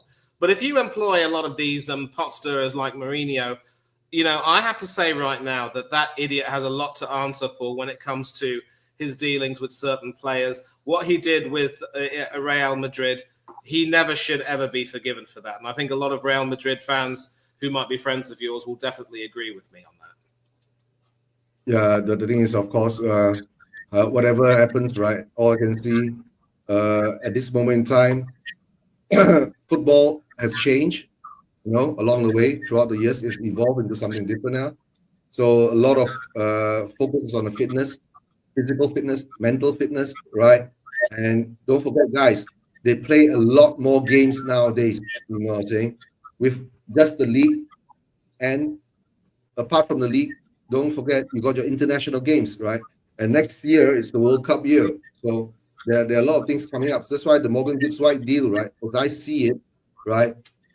Morgan Gibbs White, well, he wants to leave, but more or less he's being held to hostage because Marinakis says that if you want to leave, right, I'll let you leave, but it won't be easy for you to leave. I'll make it difficult for you to leave. And then if you are tied down and you're not going to play football for the next 3 to 6 months, you won't be in potential for the World Cup selection. And it's ticked off. Yep, ticked off for Eva Man. Right, big up Eva. I see Bergwall coming on. I see Spence is coming on. Right, I see VDV is coming on. And the game is kicked off. All right, the game's kicked off for us too. Let's see what are changes have been made. What changes have Spurs made? What changes have Newcastle made? Yeah, that goes from Ben Johnson, Harvey Barnes, and the score is still 1-1.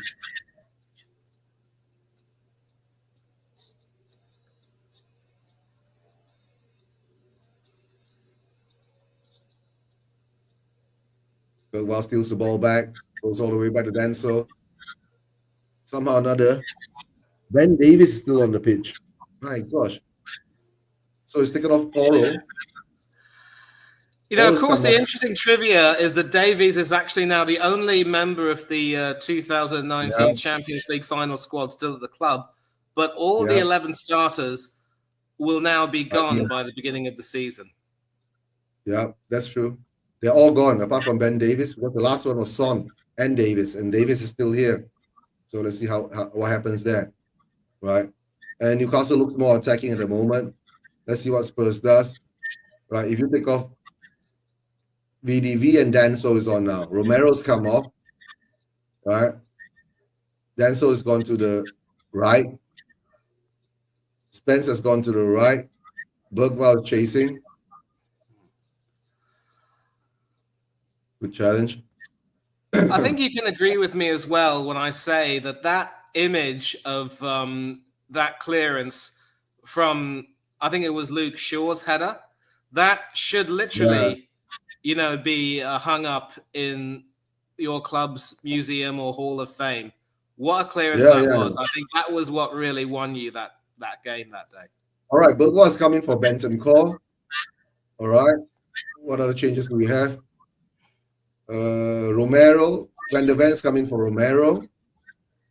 These are Spurs changes. Right. Son is still playing. Son gets the ball. Romero being an Argentinian can be a little bit of a hothead at times. Can Son come in? Can Son get a cross in? No. Ball goes out to Saar. Sorry? No, I was just saying that Romero being an Argentinian can also be a little bit of a hothead. And he certainly showed. Oh, yeah, Romero's always had that. Yeah. Romero has always had a slight problem with that, right? When he first came to Spurs, right? I think he's got a few red cards, not even yellow. You're talking about red cards straight up, you know? Yep. But in after that, he's toned down. And he's done. Poro has come off. Spence has come on. Toned down. He's come on for. He's toned down a bit. But sometimes you take out the fire out of a defender like that, right? You lose his his total ability. So let's hope he doesn't lose that much of that aggression that he has in him, right? Yeah, I get. All right, that's the changes there, right? Yeah, no, it's like you're talking about Saliba and Gabriel, right? Imagine if they lose some of their aggression, they will be totally different. You know what I'm saying? Yeah, well, Gabriel is probably more of the aggressor. You see him being the one who goes up for corners and rises and scores with his head. Saliba is probably more of the quiet one. And I like my centre-back pairing to, be a couple of contrasting players. You want someone who's good in the air, who can also be a little bit aggressive in some ways. And the other one should be good with the ball on the ground and sort of, be a bit of more of a calming influence. And sort of like the partnership between, Tony Adams and whoever would be with him.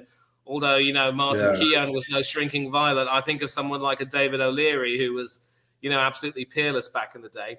I wanted to ask you, did you start supporting Spurs when Osvaldo Ardiles and Ricardo Villa came to play? Yeah. I've been supporting Spurs for about 40 years, Manny, since the 80s. You know what I'm saying? So I've seen them all, right? More or less seen them all, right? Of course, not until the 60s and 70s, early 70s, right? From the 80s onwards, Oh, ball comes through, but Gordon couldn't get it in the back of the net, right?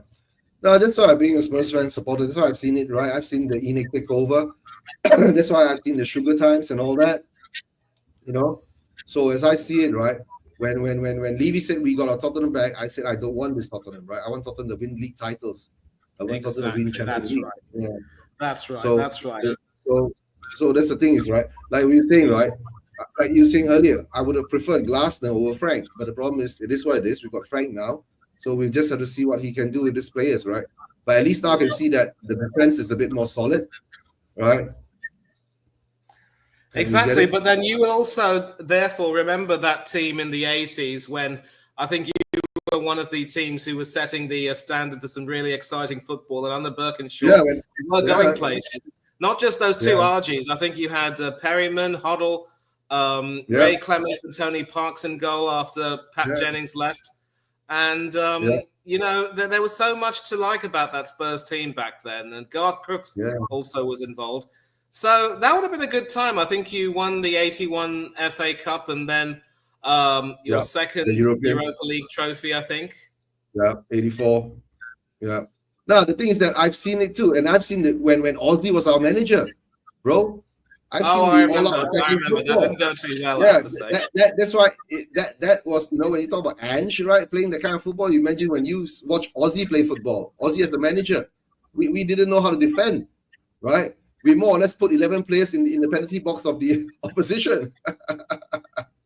You get what I'm saying? Right? And that didn't last long too. The only problem with being a Spurs fan is that Spurs fans must learn to accept balance, you know, from attacking style to defending style. Everything needs a balance now. You can't be an all-out attacking, you know, a team, right? The only closest that we came through that what called the beautiful kind of game football that we had was during Poch's era, right? And when he was with us 5 years, you know, and when he was with us 5 years, right, he had that balance, you know. At one period of time, right, we were the best defense in Europe. You know what I'm saying? So we have to build from the back. Yeah, let's see whether we can actually, with Frank now, have that chance of building up from the back again. And there's a Newcastle player down. He looks quite hurt. Yeah. It's also going to be pertinent to note, though, that you know, the attacking players that he had at the G-Tech, you know, Mbomo, Bisa, Kevin Schade, and how he was able to make them work better in transition. I don't think he'll necessarily have those players at Tottenham. I know that, you know, Kulusevski and Maddison are quality, and they're just injured a lot too often for, you know, people's liking, and that's going to be, and more's going to be the pity. Yeah, no, the thing I think the problem with Ange was his training methods, right? What he had is that they had them going out, being every training session has to be so intense. You get me? So I guess that wore down and tore down a lot of players even before the game. So maybe now with Frank coming in, you must learn how to temper your intensity in training sessions and all that. And when the game comes, right, the players must have that enough energy, right, to play at a high tempo for 90 over minutes. And don't forget, guys, nowadays, right, the Premier League games, right, are no more 90-minute games. You know what I'm saying? It can reach up to 100 minutes, you know, 115 minutes with all the injury times coming in and all that, because with the stupid VAR scenario, right, which I still don't understand, why haven't they actually started that semi-automated VAR system, you know, after so long? Newcastle scores. And he's offside.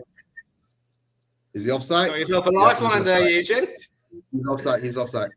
Yep, that's the lifeline. Yeah. I think if you want to make your training very intense, it has to be in short bursts. Don't wear out the players. I think you might agree with that. Yeah. And also, then there was part, right? There was part of the training session that we saw, right? What's this guy? Ryan Mason. He was one of the coaches under Ange regime, right? He keeps shouting at the players, right? Cross the ball in. It doesn't matter, right? It doesn't matter. Just cross the ball in. That's why whenever you see this one, big up Kazali. Hope you're doing well. Yeah. Hope you're doing well. You're part of the KG team, right? You know, big up Team Reckless, right? From Manchester United, right? Part of the team. I'm part of Team Reckless too. So usually I will go on. I'm not sure whether you know KG from I think United View, and then he's got his own channel too. I met up with him from DR Sports when I used to do the call-in shows. So usually if I sometimes do hop onto his channel, talk about Spurs and all that, right? And banter Manchester United as much as I can. Yeah. Dear. I think I've heard That's of him. I don't quite recollect being on a stream with him. Maybe I have. My memory. I should refresh my memory. I don't think you'll be on stream with him because it's on a totally different what, you know. But let's see how that goes. Big up Chris Ali. Hope you're doing well. Don't forget to smash the like and I'm going to subscribe. And you know, it's interesting. Sorry, go ahead, Eugene. This is yours. No. Yeah, sorry. No, go ahead. Sorry. I was just about to mention as well. It's interesting how you talk about the how you want to see that balance between attack and defense. You know that there was a 1987 season where David Pleat was manager. I think that was the first of his 2 stints at the club. You know, you also were playing some terrific football. You had the likes of Chris Waddle and several others in your team doing well. You had Gary Mabbott and Richard Goff. Why is this so rough? Oh, Joe Linton. Oh my God, the elbows gray. Oh no, that's you got to send him off for that. That's disgusting. Send him off for that. He knew what he was doing. And Guimaraes is no better. I don't know. I mean, full come credit on. to Archie for taking it like a man. This is a preseason game, right? Disgusting. There's something wrong with Newcastle this season, I think ever since Isak went to leave. That's what I've noticed about some of these Brazilian players. They're either exceptionally skillful, easy on the eye, or they can be some really dirty, rotten scoundrels. There's no in between when it comes to some of these Brazilian players. I've noticed that. Come on. Van de Ven gets the ball out. Yeah, looks a bit clumsy at the moment. Now, what I'm saying is that, this is a preseason game, right? But somehow or another, the intensity is there. But it's a good thing, right? It shows that, the seriousness is there and all that. It doesn't look so friendly. But the thing is that, the elbows coming out and all that, right? Rash tackles and all that. There's certain things we don't want to see in preseason. Yeah, you don't want to see that. It is about just, maintaining your fitness and your match sharpness. Yeah, I was also talking about that 87 season where you were playing some very good football and you had a really good team. But I think that season, if memory serves me right, you finished 3rd in the league. You lost the FA Cup to Coventry with a Gary Mabbott own goal deciding everything. And we beat you in the semi-finals of the League Cup en route to beating Liverpool in the final. So that would have been a disappointing season for you as well, I think, 1987. Yeah, I know. Yeah. But, the tackles are coming in hard and strong now. Who goes down? 11. No, Matistel goes down. Yeah, clips his foot. Nah, I understand. The thing is that, but seeing all this, right, being a Spurs fan, we've seen it, we've been there, we what? But of course, at that period of time, right, at least we're still going for the cups, domestic cups and all that, Ever since Phoenix took over, right, it's like we just given up on all the domestic cups because the money isn't there. You get what I'm saying? Yeah.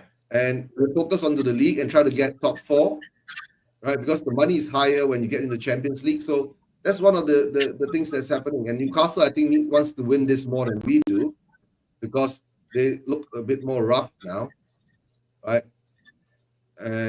But of course, there could be some problems though with Newcastle if if the standoff between Isak and the club continues, mind you, because obviously his head's been turned, and there have been some clubs that have been willing to pay big money to try and get him, and Newcastle have said no.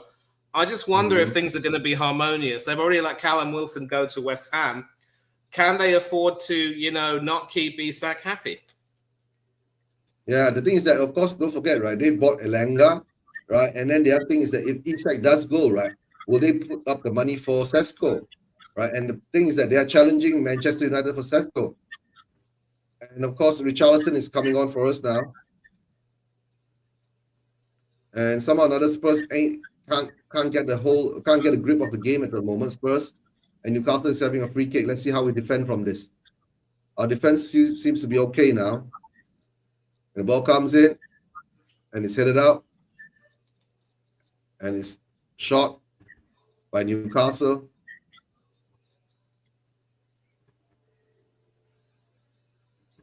Ball goes over the top again. And ball is won by offside. There's an offside call. First time or another, I can see that Newcastle seems to be more eager to win this game because I think they've lost too many games, right? They've not won any games, so I guess it'd be good for them to try to get a result here.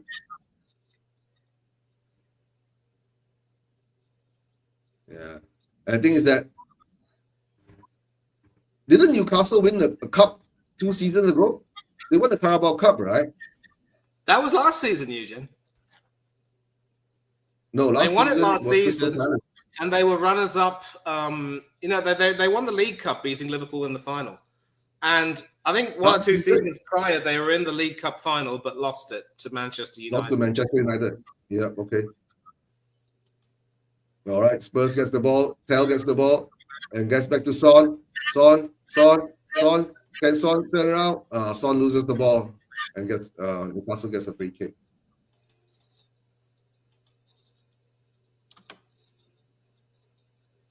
All right, Richarlison is coming on, but there'll be changes for Newcastle is doing some changes too. Anthony Gordon is being changed. Who is coming on for Newcastle? Anthony Gordon goes off.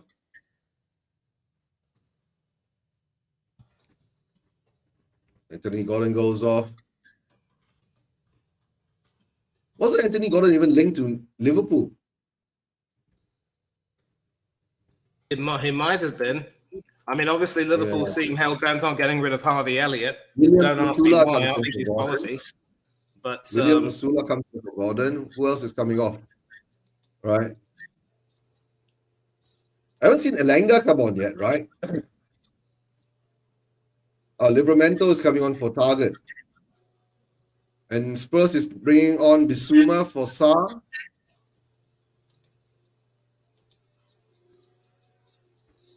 And Matisse Tel comes off for Richarlison. So I guess Richarlison is going to be our number 9 up front. Bissouma comes on. All right, this is going to be interesting. Ball goes over the top. For Richarlison, it might be interesting. This could very well be a make or break season for him. I think when it comes to, out and out strikers, and you can agree with me, his goal output is not the best. So a lot more will be expected of him, especially if, we don't see Dominic Solanke back from his injury anytime soon. No, the problem with Richarlison, right? He's been injured too long and too often. Yeah, I'm saying that. That's the problem with Richarlison. And then, of course, his goal contribution isn't high enough, right? Now, the thing is that, right, if you're a big 6 club that's in the Champions League, right, your strike force, right, between them, right, must at least score 30 goals, right, between them, 30 to 40 goals, right, in all competition. If you don't do that, right, you're just a limp kind of, scenario. You can't get far with it, And at the moment, right, if you look at our strike force from last season, right, Brennan Johnson and Solanke, right, Solanke doesn't even have double figures. Think about it, Yeah. So it's not. So we have to improve on that. And the thing is that we need goals in the Premier League, right? And if I'm not mistaken, Johnson has about 16 or 18 in the Premier League, right? So Guimaraes is bringing down players like Richarlison and Guimaraes is going to have a big fight. Both of them Brazilians, right? Okay, Son Heung-min is coming off. Right, Son is coming off, and Kudus is coming on, and then it's all claps and hugs. I predicted this, right? Son is supposed to get, so they're all giving Son a hug. Sonny's all getting a hug. Yep. Sonny's getting I'd like to see the Newcastle players give him a guard of honor as he walks off. That would be nice. And there's the camera pans onto Sonny's father. He doesn't smile, bro. Maybe that's why Son has to smile all the time. Right? And the claps are all around for Son. They're all giving Son a hug. Right? Kinski's giving him a hug. Right? Even the referees are giving him a hug. I see. And they're giving him a guard of honor. Yeah, they're all giving him a guard of honor as he walks off. Yep. And the captain armband goes to I'm delighted. Bro, who's getting the captain's armband? Ben Davis. What can you do? He's the only one still on the pitch, the only one experienced enough. Yeah. I know. Ben Davis getting the captain's armband. All right, Sonny. Hope you get a good career in America. Go over there and win a few more things, right? With LAFC. Not LA Galaxy, but LAFC. Right? He'll get to play against Lionel Messi. That'll be wonderful. Yeah. That'll be nice to see, right? Messi against Son. Yeah. And now Son is getting hugged with all the players. Yeah, all the sub-bench players, they all give him a hug. Right? All the subs are giving him a hug. And he's gonna cry soon. Yeah. Yeah. And they're panning the cameras around. Yeah. All the players are giving him a hug, right? From the sub, yeah. Solanke, Pedro Porro. Yeah. All right, guys. Son is getting his hugs, his plaudits. Right, from all the players. And Yang, he's hugging Yang. He's telling Yang, Lancashire, the youngsters, right? Odebear. Yep, Sonny, the Spurs legend. Yeah. All right, Sonny, take care. Yeah. All right. And here comes the rest of the players, managers, the coaching staff, all giving him a hug. And the referee has stopped all this just for him to get his hugs. Right? Even the tea lady is coming to give him a hug. Yeah. Where's Daniel Levy? Why isn't Daniel Levy giving him a hug? What a snake. Yeah. What a killjoy. What a disgusting cretin he is. Yeah. And yes, Daniel, I'm talking to you, son. All the stands know better.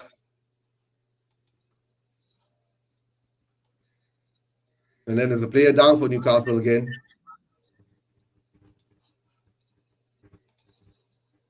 Yeah, and Sonny's crying. Yeah.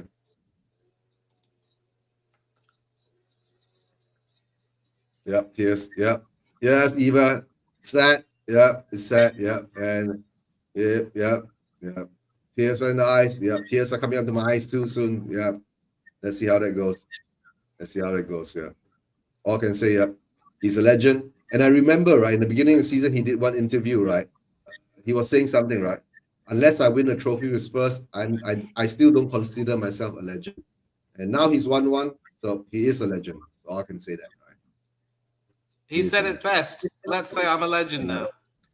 And obviously, if you watch that interview he did with TNT Sports alongside his ex-teammate Gareth Bale, you know, you could definitely see the emotion coming there from him. Yeah. There was, of course, a story I read on BBC Sport that when he first came to London, the boy couldn't speak English, but he did know some German. So it was a certain Kevin Wimmer, Austrian, who sort of took him in, as it were, and made him feel at home. Wimmer and Kyle Walker are more or less his best friends now. After Walker left, right? So, 10 years after, he's a legend. And Bissouma gets the first yellow card after all those challenges. What the? All right, another free kick with Trippier's having it. Yeah, you have to be honest and say that Bissouma deserved that, but the fact that there were no cards dished out for some of the other rubbish that went on, especially that ugly piece of play from Joe Linton, I think it's disgraceful. Yeah, I know. And of course, Kinski gets the ball, right? Yeah, much better defending, right? Now we've been looking at Kinski, right? So the thing is that whether he's a good replacement or a second choice goalkeeper under Vicario, because Vicario's shot stopping is up there, right? But his the ball in his feet is a bit weak, right? So I think is that if Kinski can bring up his shot stopping skills, right, then it'll be a good thing for us. We'll have two good challenging goalkeepers. That's how I see it. Yeah. Surprisingly, though, I do seem to remember when Ange named his squad for the knockout stages of the Europa League, there was no Kinski and there was no Forster. And so Vicario's backups were your two youngsters, Austin and Whiteman. So I'm not too sure. We ain't going to that. You know why? Because at that time, we didn't have enough academy players, You know, the UEFA has got this rule, right? You need a certain amount of academy players in your squad. So we didn't have enough of them. So that's why we had Austin and Whiteman. We had 3 goalkeepers in the lineup, right? And Jet Spence couldn't come in because Jet Spence wasn't an academy player. So in the end, we had to get rid of Austin. We had to get rid of Whiteman and Forster, so Jet Spence could come in to take up the spot, right? And Jet Spence and Denzel could come in to take up the spots. You see, so that's how it had to happen in that way. You see. So that's another contextual thing, but we're not going to go down that road again. I think Kinski is a decent goalkeeper. I do seem to remember when, but you lot played against Aston Villa in the FA Cup, he did concede a goal which he won't remember very fondly. I think that was a pretty poor mistake on his part. Whenever he's played, he's looked decent. And, I think he has to sort of be developed as someone who can compete with Vicario because, everyone I've spoken to who's a Spurs fan, and even I'm a keen observer of goalkeepers, as you might know. When it comes to shot stopping, the Italian is an absolute stallion. But as far as being able to, conduct himself well on high balls and crosses and set pieces, he's a shrinking violet. So I know. Remember, there was one period of time 2 seasons ago, right? The game plan was when you have a corner, right? Just put a player on Vicario and he doesn't know what to do. Yeah. Right. So that's the problem. But at the moment, as I see it, why is the game going on while players? We're going to make more subs. Right, more subs are coming in. So at this moment, right, all I can tell, Son has gone off. Let's see how the game turns out to be. It's been quite a Jolinton drop a position in the shot. Bergwall shoots, but Nick Pope, keeps the scoreline and do this. All right. Now the thing is with Kinski, he needs to improve his shot stopping, right? Ball at his feet, he's good. His distribution is better than Vicario. But the problem is that, last season there were a couple of games where, like you were saying, right, in the FA Cup games and all that, he did concede a few, I call bozo kind of goalkeeping kind of, stuff. And when the Van wants the ball fairly, the ball goes back up to Bissouma. Bissouma has to go to Kudus now. Ball goes out to Spence. Spence back to Bissouma.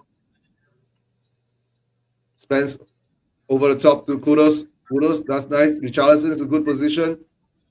There's a player. Ben Davies calling for the ball at the back. Kudus does his magic. Oh, that was nice. But no, couldn't get the ball across. But Newcastle can't clear the ball out. We still get the ball. Bissouma gets the ball and gives the ball away again. Come on, Bissouma. Don't be the Bissouma of couple of seasons. Now the counter attack is on, but there's 5 against 2, and the ball goes over the top, and the ball over into the box, and it goes out for a throw. All that. I think that was Bissouma who was the guilty party. Is coming on now.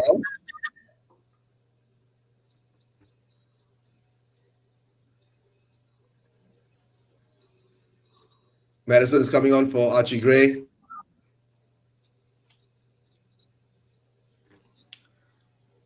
And of course, your Bete Noir. Yeah. Johnson's going off. Yeah. Johnson is going off. I think Odeber is coming on.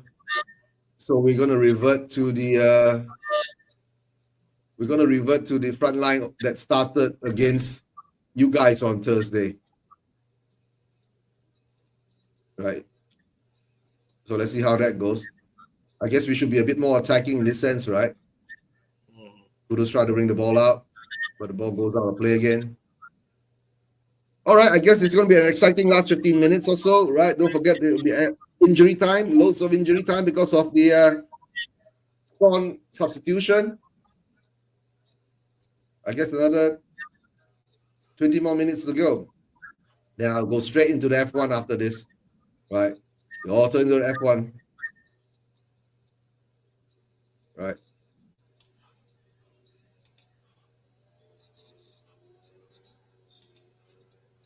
And Burtwell gets the ball. Newcastle couldn't get the ball. And the good ball through.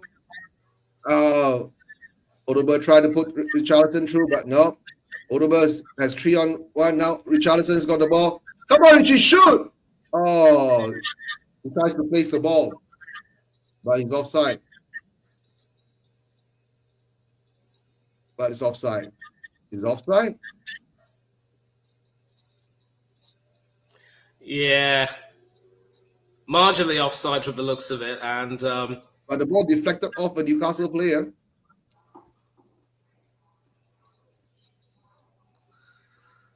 Does that rule still stand? If the ball is deflected off a player, you're not offside? I think it might deflect off your teammate, then you'll be offside. But if it's off an opposition player, you may not be. But if you sort of take a look back, you can see that positionally, Richarlison just didn't, drop back in time. And when you don't have that positional awareness, that can be, that won't be good. Newcastle's got a new signing, a Korean player. Park Song-ju. Let me see. Newcastle has signed a Korean player too, Yeah, Song-soo Park, number 64. Park Song-soo, yeah. Meanwhile, the other Korean, Young Min-hyuk, hasn't even been called up. Yeah, he's on the bench still. Nah, I can't, right? Because you remember they're doing this because of Son. Lewis Hall has come off for Trippier. Madison gets the ball. Lewis Hall recovers well, and it's a free kick to Newcastle. Free kick to Newcastle. And Ben Davis is still playing. Ojikami comes off. Park Seong-soo comes on. Okay. Yep, that's the free kick. I'm just seeing that. Davies a little bit clumsy there. Come on, son. Come on, Sonny. Get another one. Bergwall tries to put the ball in and we get a corner.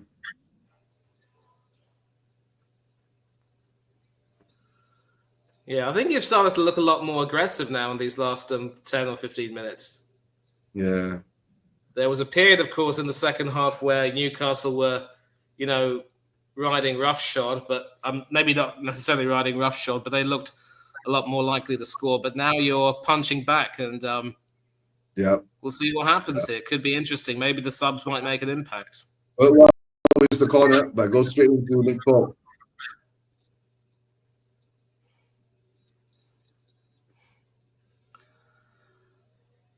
I'm not too sure Pope will be happy about having an England teammate being his teammate at club level. Richarlison gets a yellow card.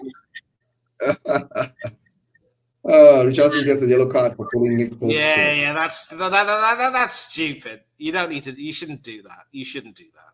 Yeah, sorry. I don't know. That's a stupid red card, a yellow card, right? Now, to tell you the truth, right? This game ends up in a draw. It doesn't matter because it's a preseason game, but it didn't feel much of a preseason game because the Newcastle players were giving it hard, right? So, yeah. And one thing I will say right now is that Joe Linton will be a marked man when you two meet in the Premiership next time. Yeah. I don't know. Will he still be there after the transfer window closed? That's another question, right?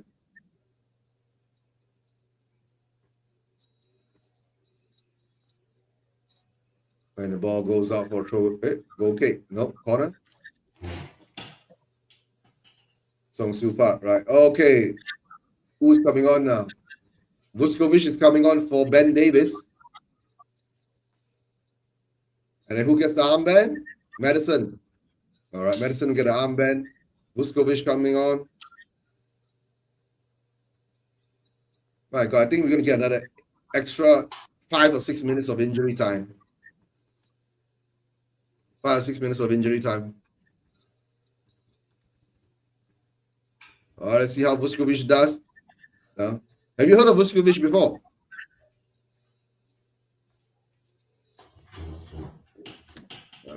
Vuskovic comes on for Ben Davis. So now it's Vuskovic and VDV at the back.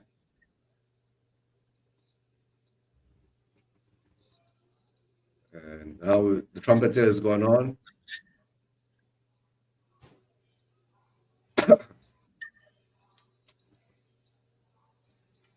Have you seen Vuskovic play, Manny? Can't say that I remember. Yeah, he's another 18-year-old boy that we bought, but he looks like a beast in defense.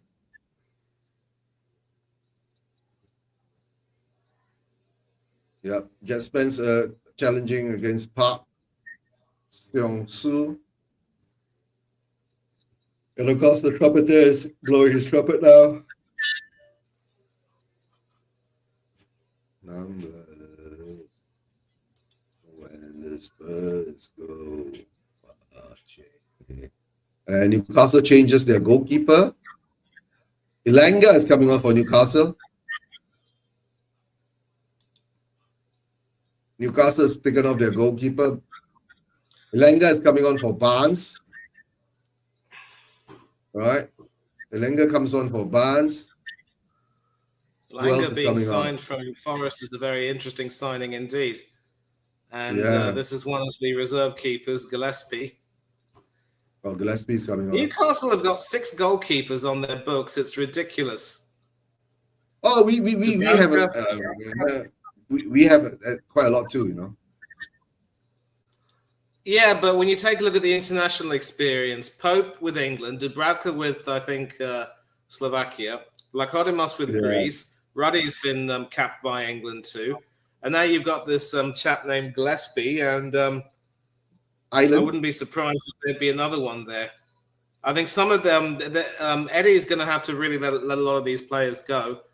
And yeah, Ramsdale has also joined. So they're going to be a lot of outgoings in the next few weeks, believe you me. And Madison goes down. Oh, this is bad. Madison goes down bad. Oh, that is. It means Heung has to come on. Come on. That is horrible. He's just come on, the poor boy. Is he going to have another knee injury? And look at Frank's face. And, at least you would have been happy to have seen him take the captain's armband off Ben Davies, but I think he might have to give it back again. No, Ben Davies is off. Okay, so he won't give it back, but it's going to be passed around like a parcel. And Frank has reason to be worried. It's bad enough that he missed. It's bad enough that he missed the Europa League final, but to have him injured like this before the start of the season, that's going to be a sickener for him, the poor boy. That means that we had to go out for a creative midfielder then. What the F? That's bad. That's bad. Madison is out, guys. Madison is out. Stretcher is coming off. He's twisted his knee. Yes, Eva. Madison is out. Right? Even before the start of the season. And Son has got he's twisted his knee. Yang has got to come on now.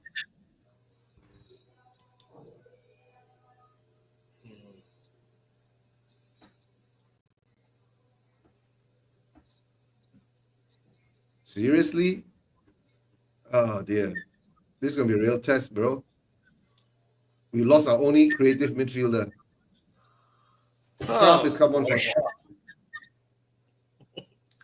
I wonder if you might consider making a move for Trossard. Oh, that would be a big risk. We hardly ever sign Arsenal players, bro. You don't notice that? Yeah, I remember. David Bentley, William Gallas. Yeah. You even had Emmanuel Adebayo coming and playing for you lot. Yeah. And of course, one of your League Cups was won under a certain George Graham. Mm-hmm. Manager, right? Yep.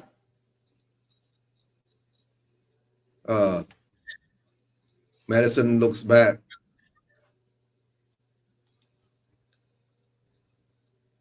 Oh, boy. That is horrible. They'll put it up for another. I mean, I think it'll be a season ending, even before the season start, right? If it's a bad knee injury. I hope it's not a knee injury and something like a hamstring or a calf, which can see him come back. We might find out the details later on. Yeah.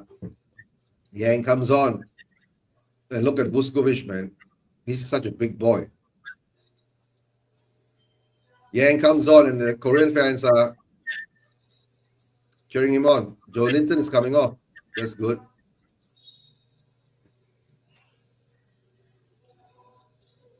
Yep, the Korean comes on.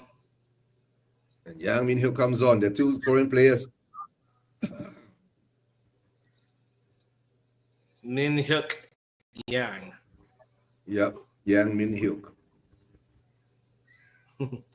Oh. Yep.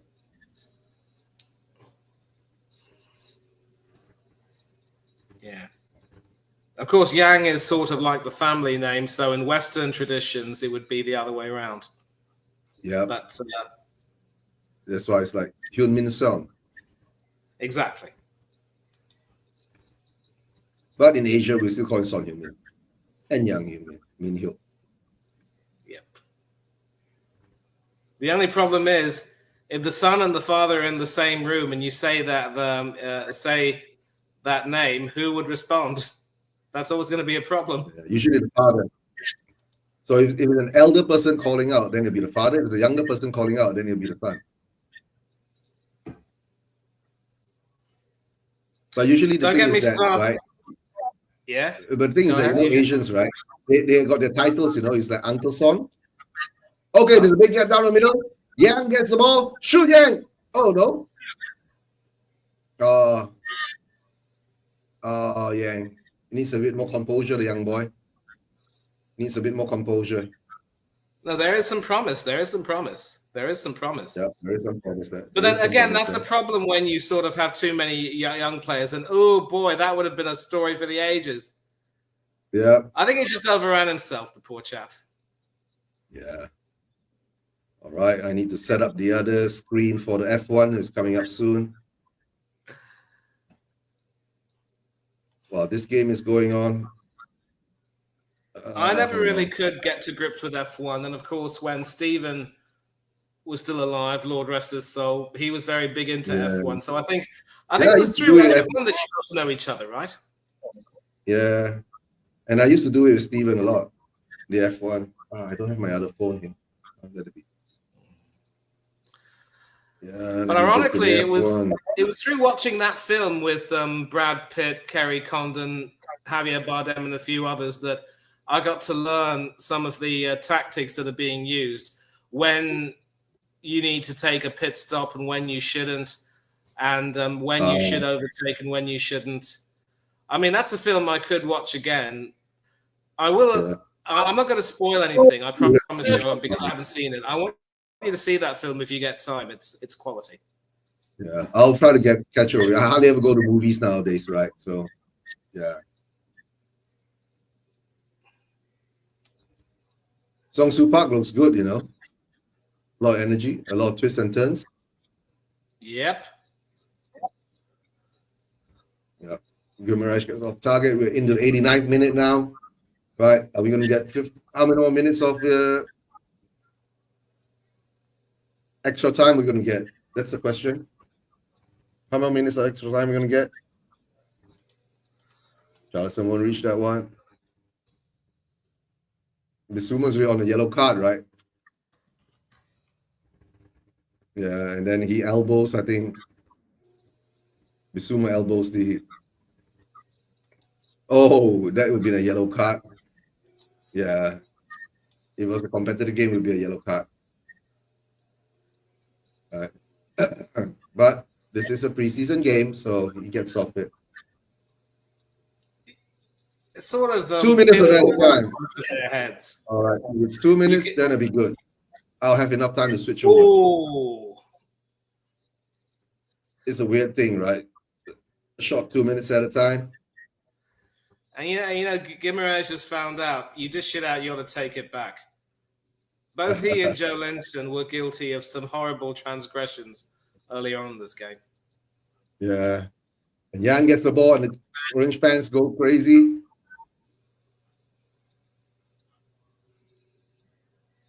Bergval turns back for, and Bergval keep the ball. Yep. Bergval looks strong. Pass it to Kinski. Kinski hoofs it up over the top. And the ball goes back to, it's 2 minutes of at a time. I'm surprised 2 minutes so short, but and the ball goes over the top and it's defended well. Bergval hoofs it over, and Richarlison is chasing after the ball. Can Richarlison steal the ball? And he slips. That's the problem with Richarlison, right? The quality is not there. We can see all the quality is not there. All right, I guess the referee will be blowing the whistle soon. 30 more seconds to go. Ball over the top. Yep, and it goes to Kinski. Kinski gets the ball. Who would you say, Eugene, has been the best striker you've seen play for Tottenham? I'm guessing Klinsmann or maybe one other one. To me, right, for recollection-wise, I would say, Kane, right, because of the modern era. But if you look backwards, I like a striker. I like Sheringham, to be honest. All right, guys, the game's ended. Full time, even man, 1-1 score. All right. Now we're going to move over to Formula One, guys. But before we go over, Manny, any last thoughts before you?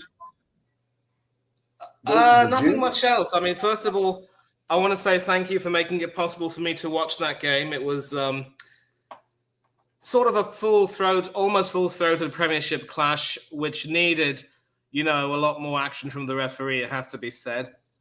You can't really gauge too much from these preseason encounters. They're really only meant for, just keeping the squad fit and just getting some minutes under your belt and trying to give the coaches something to work with before they make their decisions with the start of the season approaching. But there are some issues with your team, but there are some good things about it. I pray for Maddison. And it's sad, really, because I do like him as a personality. I think he's got that type of cheeky chappy thing about him, and he is a talented footballer. If this injury is a very long injury, it could have a lot of damaging ramifications for him personally. And you also need to make sure you get a good striker now. And your team's going to go through a big transition period in many ways with Heung-min Son now having left. But still, true. At least you beat us. You have some bragging rights there. Yeah. For the time being, until we meet up again the next time. All right. Thanks for being on, Money. All right. I'll catch you later. Always. Take care. All right. Take care. As Bye-bye. usual, terima kasih. Take care of yourself. Yep. Sama-sama.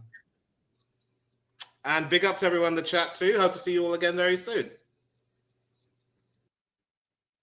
All right, guys. Formula One starting soon, right? The weather seems a bit gloomy, right? We're waiting for all the cars to move on. Of course, the game just was over. Yes, Everman starting to miss him too. Right, let me take off the banners here now. Yep, didn't have time to put up the top four. Poll is at the moment is Leclerc and Piastri is second. Norris is third, right? Fourth, if I'm not mistaken, is Russell. We're gonna wait for the formation lap coming up.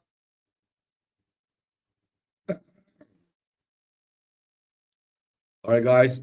The game against Newcastle ended up as 1-1.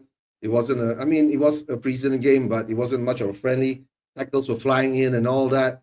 So let's see what happens there. Right? Let's see what happens there. Right? And of course, right? Formation lap starts now.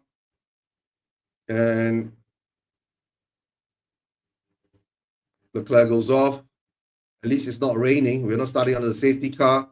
But let's see whether there'll be any rain coming down. But the weather seems cooling. Right? It's been hot and wet usually, but it's a bit cooling now. We are going in the formation lap now. Yeah, Verstappen has got his 200 Grand Prix under his belt. Right? 200 Grand Prix under his belt.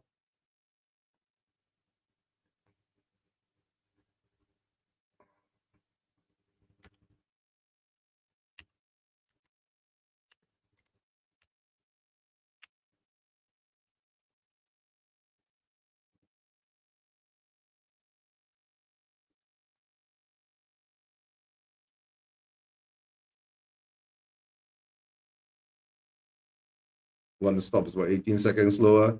We're looking at the two-stop strategy here. Right? So let's see how that goes. Right.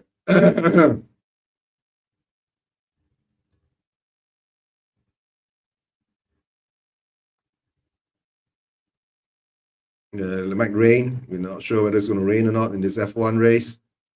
Right.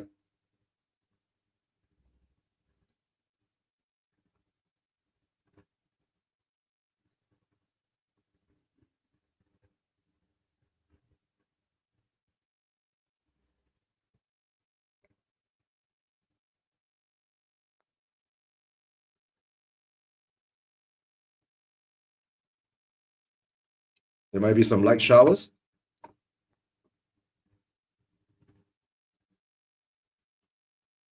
All right, guys. Formation lap coming in. Tarmac seems to be cooling. Rain seems to be in the forecast, but let's see what will happen. All right. Leclerc is in pole position.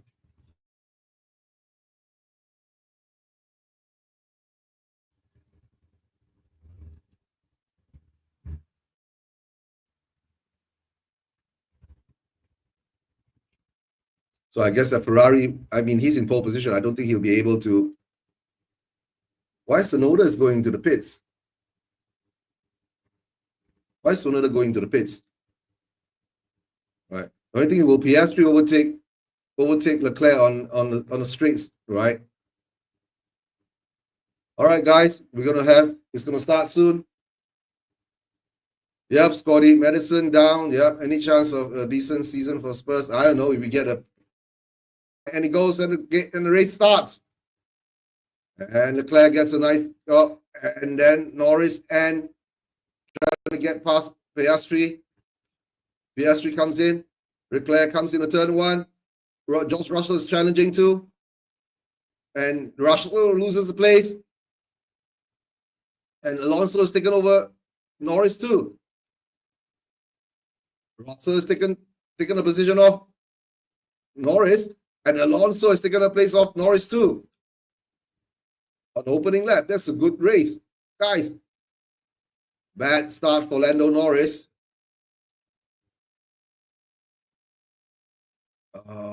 Norris made another mistake.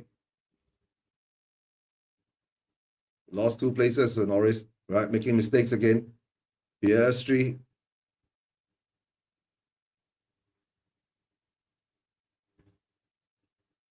Leclerc is pulling away. And he's leading the Hungarian Grand Prix.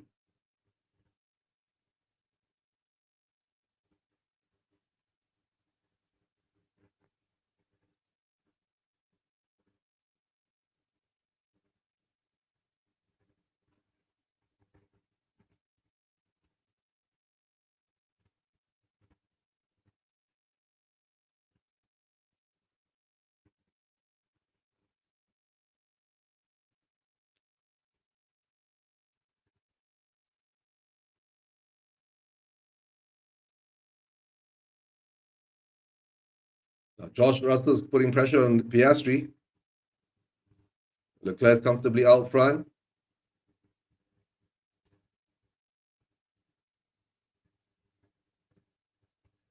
But today's a cold day. You don't know whether the McLaren tires are building up enough heat. That's why Norris lost a couple of places, right? Now DRS enabled. Let's see whether Piastri is able to do something on Leclerc. But Verstappen goes inside of Liam Lawson. Okay, Verstappen's got an 8th place back. Sonoda is last. Oh no wonder he started off from the pits. All right, Leclerc's pulled over a second lead over Piastri. That's a good thing. But Norris is all the way in 5th. Hamilton has dropped all the way back to 14 from 12.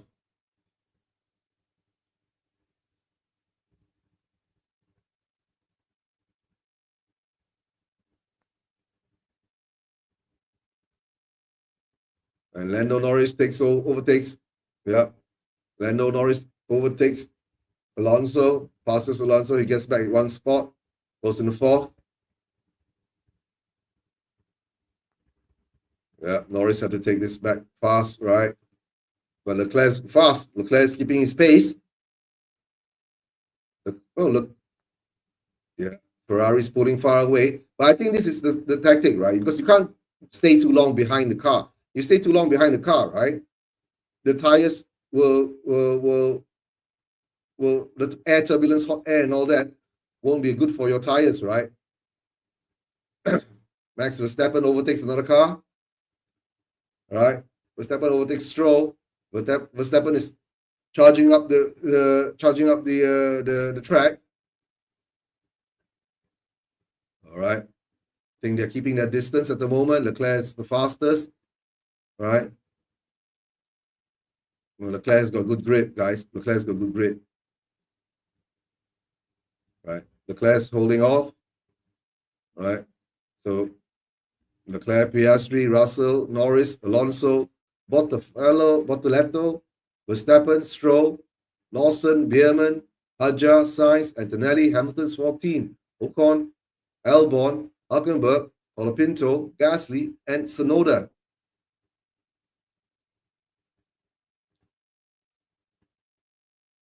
Let's see how it goes now, right? A lot of tactics are going to come in now. If Leclerc's tires can hang on longer, and here comes Verstappen. Verstappen is trying to overtake Bortoleto, right? Verstappen is trying to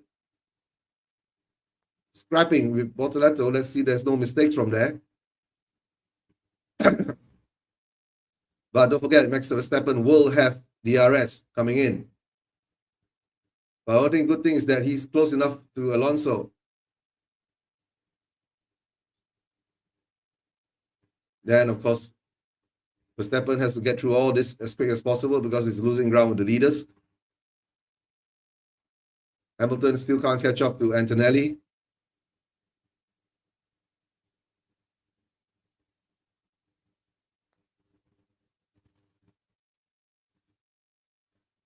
All right, race control incident moving before the signal noted. Okay, Bortoleto might get 5-second penalty whenever he takes his stop.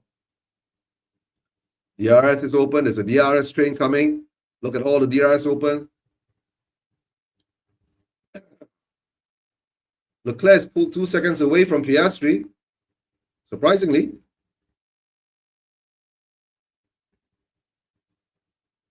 Yeah, but Lewis Hamilton's still trying to catch up to Antonelli. But Hamilton's on the hard tires, so he has to go long. Maybe he's going to do one stopper. He's going to do one stopper. It's a very good start for. Yeah, Lando Norris trying to make an early move on Piastri, but then the problem is that he gave space to Russell. Yeah, Piastri's got pressure, and then after that he loses the place to Alonso. I guess it's the weather. Cool weather is playing on, not firing the tires up hard enough. But the thing is that somehow or another, the Ferrari's finding good grip, right? Finding good grip, right? And of course, Verstappen is chasing after Alonso. And then,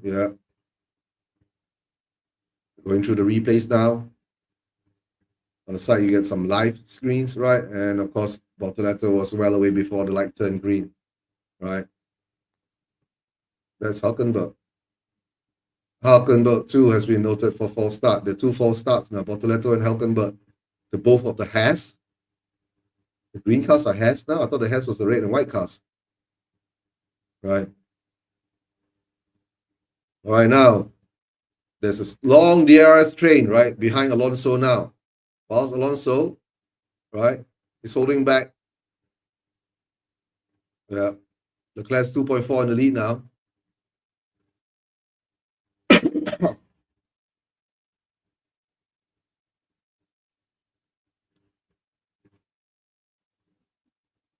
All right, we're back to live screens. Okay, now we've got who's in front now, right? Alonso, right? There's a DRS train behind Alonso now. Norris, Russell, Piastri, and Leclerc is pulled away. The only problem is that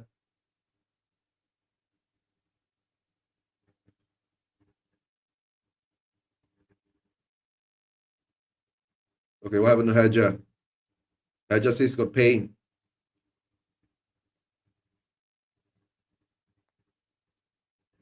All right, fastest lap is now done by Norris. So Norris is catching up to Russell.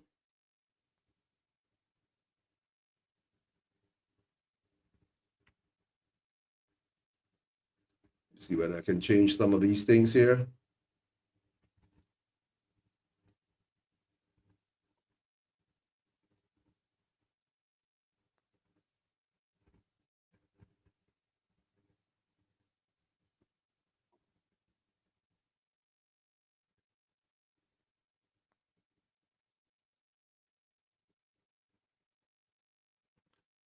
Piastri is 2.2 seconds behind Charles Leclerc, but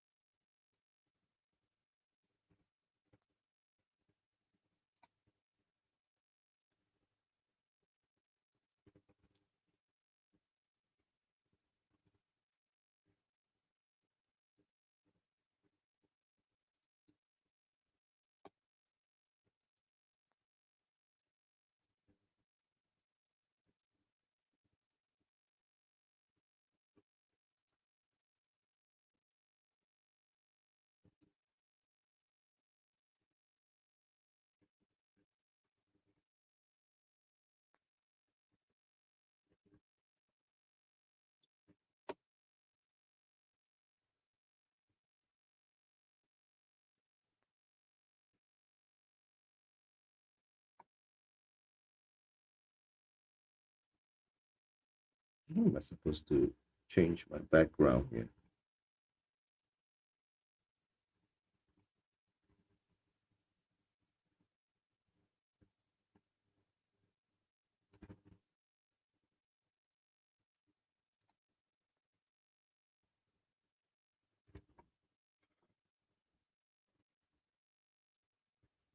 All right, guys.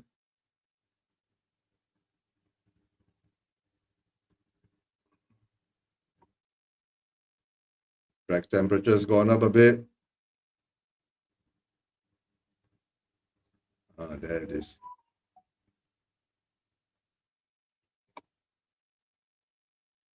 All right, got it changed. All right, now we're back into F1 mode.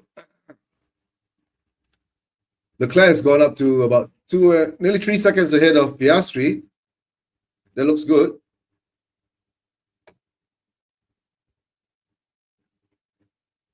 So now Leclerc got back the fastest lap.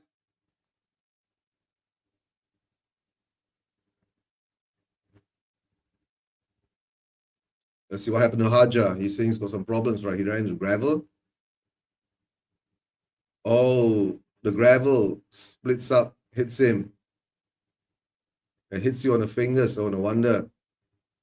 All right. And it hurts. Yeah.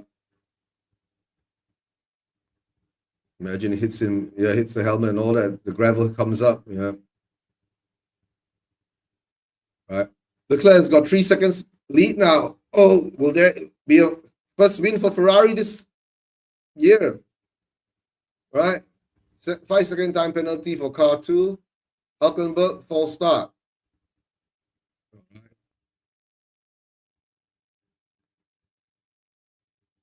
Norris has gone fastest lap again. Norris is pushing on Russell. But problem now is that Verstappen is stuck behind Alonso and Bortoleto. Can he catch up? Can he catch up?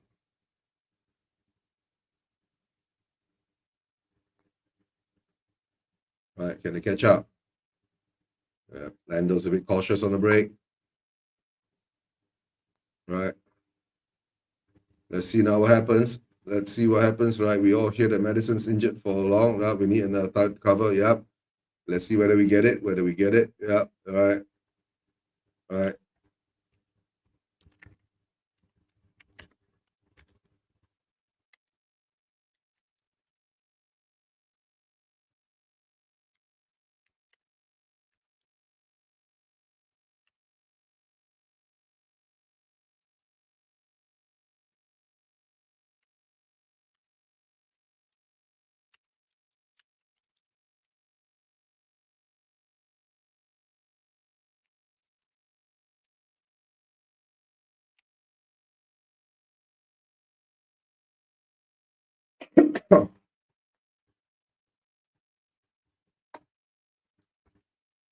Still don't know what kind of injury Madison has, right? But at the moment now, Leclerc is about 3 seconds ahead of Piastri, right? And Russell's behind Piastri.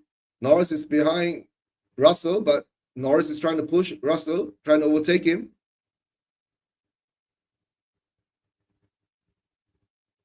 Yeah, we need to get past Russell.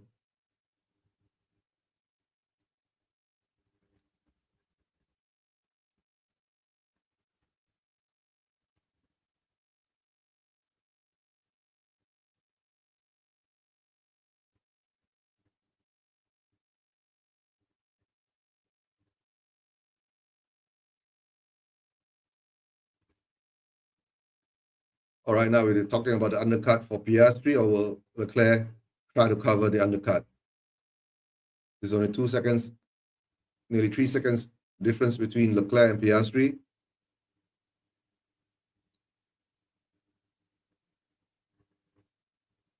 Can they do a one stop? So can Leclerc hold on for a longer run, and after that do a one stop? So when is the tire window coming in? So, but it's cool today, so that's the thing. So it's cool today.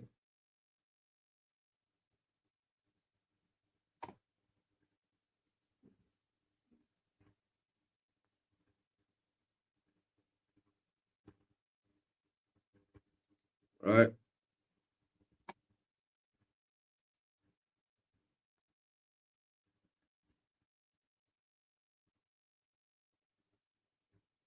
So another Leclerc is being able to maintain about 2.7, 2.5 seconds lead over Piastri. I think Piastri is keeping a distance, trying not to wear out his tires.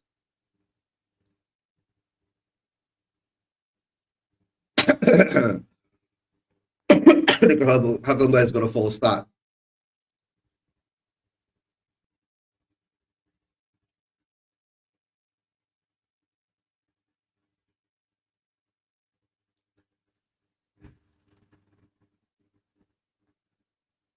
All right, Leclerc's got about 3 second lead ahead now, 2 second lead ahead now. Big up Mr. K. Hope you're doing well. If you want to join me for the F1, I think you have the link, right? Let me know. If you don't have the link, I'll send you the link.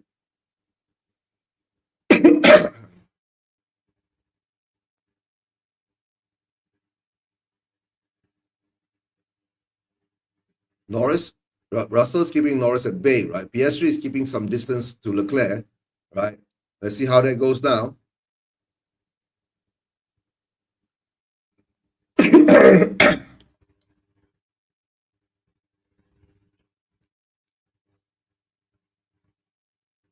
At the moment now, let's see what Norris can do, right? He's chasing after Russell. And Alonso is, created a barrier from the top four. It's going to be interesting. Leclerc needs to build up at least a 20-second. Okay. And somehow Leclerc has gone about 3 seconds ahead of PS3 now. PS3 is slowing down, or what is going on now?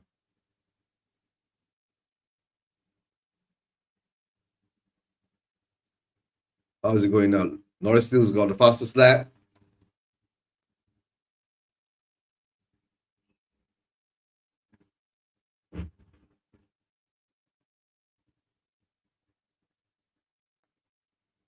Yeah, it's going to 3 seconds.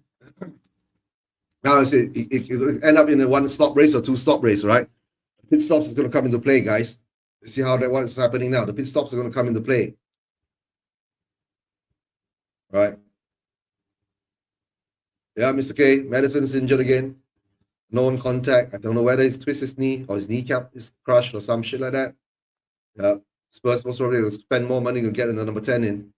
Or creative midfielder. How are we going to find number 10 a creative midfielder now? Right. And you were correct, right? Players get injured, go in, come out, and they become worse. Who's gone in for a pit? Colapinto has gone in for a pit. So I guess he's trying to do a 2-stop strategy.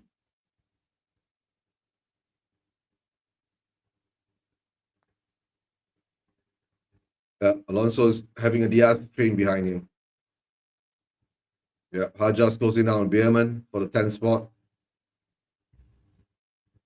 Hajas trying to close in. Yeah, Lando Norris has dropped back out DR range because. Yeah. How long can you stay behind? How long can you stay behind the car? And where is Hamilton? Hamilton is still 4th, 14.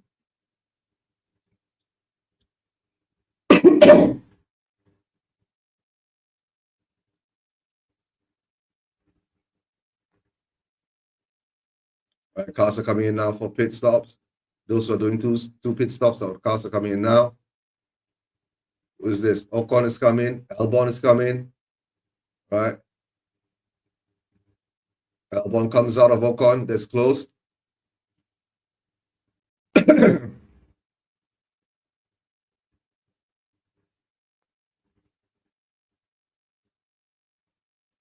All right now, all right now.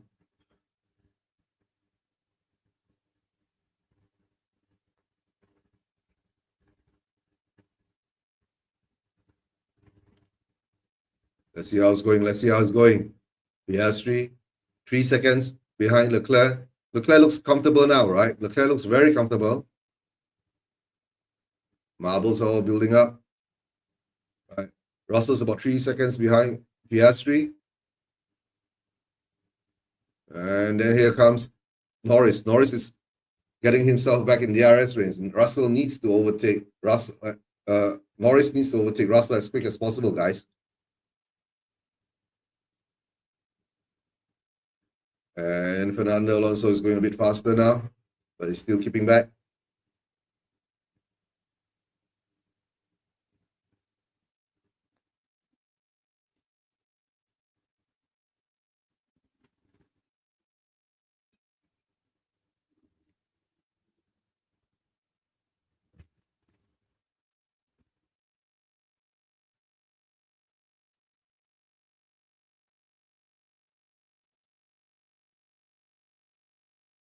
Okay, Hamilton's gone up to 13 now because of all the pit stops. Since Hamilton has got the hard tires on, let's see how long it's that.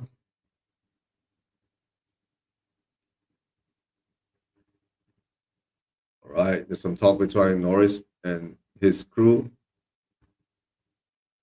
All right, he's having a lot of turbulence.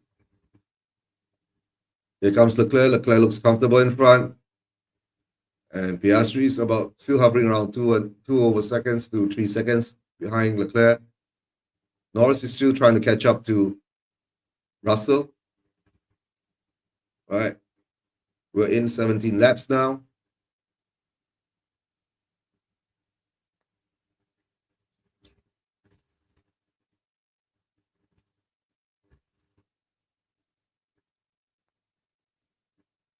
All right, now Piastri is supposed to push now.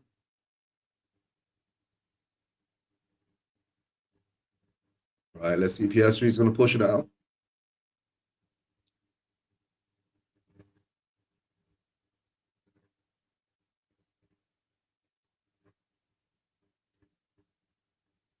It's okay. Alonso's fifth now.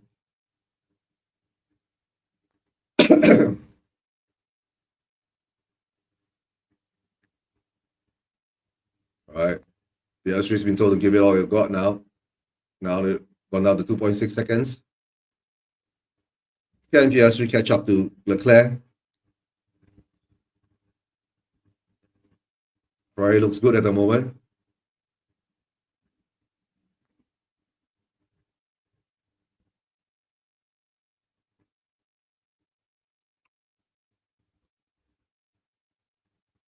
Leclerc has picked up 5 podiums, but not number 1. Who's coming in now? Verstappen coming in.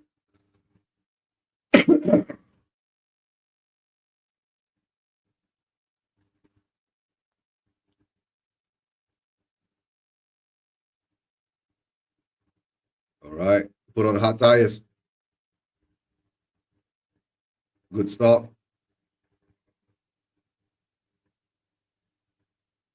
Yep.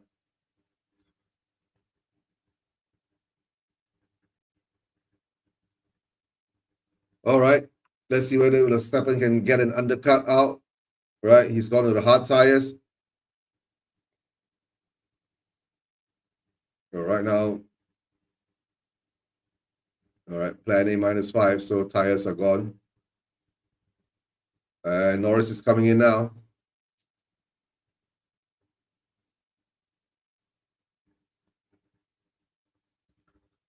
And here comes Oscar Piastri. Okay, Piastri is coming in to undercut.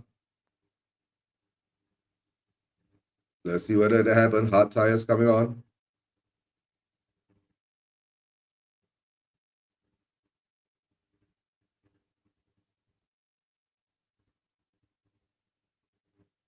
All right. And Piastri will come off Alonso, but he'll be ahead of Bortoleto. Will Leclerc come in?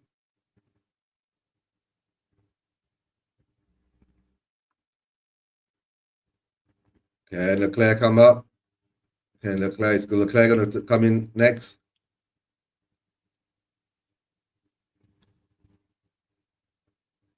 Let's see whether Piastri gets enough grip, right?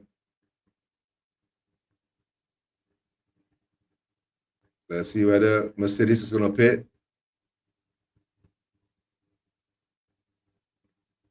Ferrari's coming out. Box. Ferrari's going to box now.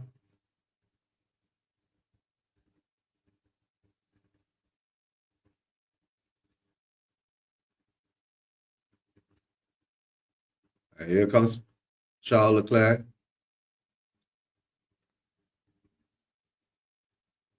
Let's see, get a good pit stop. Battle for the lead. In, out, go.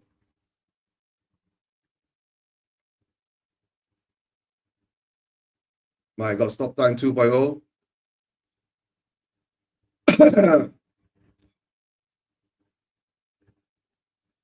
Okay, Piastri is behind Charles Leclerc. Warm up, hot tires was sufficient enough.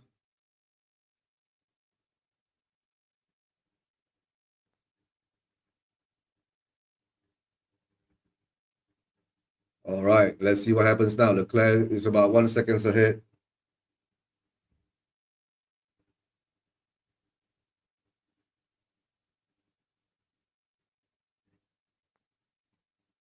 Yeah, Leclerc might struggle in the outlet for warm-up. Let's see whether Piastri can get close enough.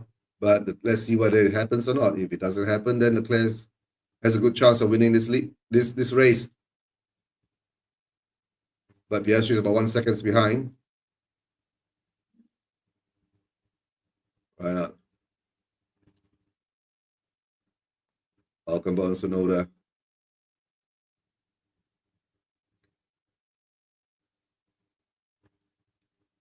And Leclerc locks up on the corners. That is not that good. Piastri is chasing after him. And Norris has stayed off on the lap. DRS is, let's see whether, yeah. Leclerc goes up against Alonso. Right. Leclerc moves out second.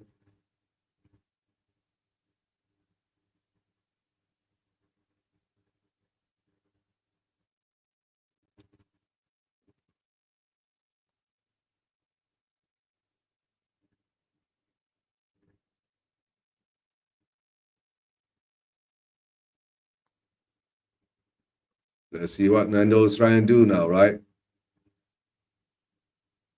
This is supposed to be a two-stopper, right? They put on a hard. Most probably 10 laps before the end of the race, they're going to come in for a pit stop.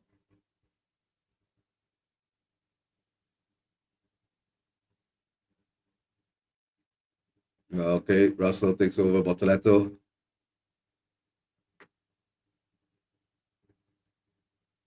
And let's see what happens now, right? Here comes Piastri.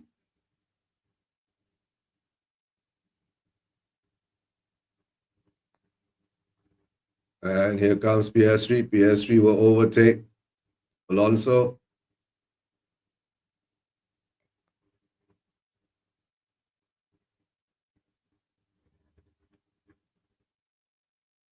All right, here comes Hamilton.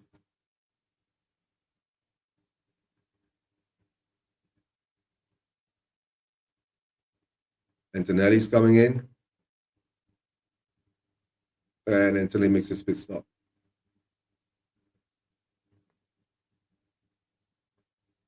3.2, that's bad.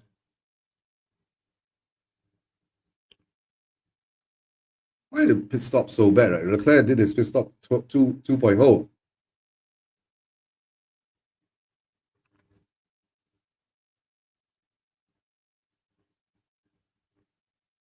Well, let's see what Leclerc is trying to do now. And Leclerc's got about 2 seconds lead against Piastri now.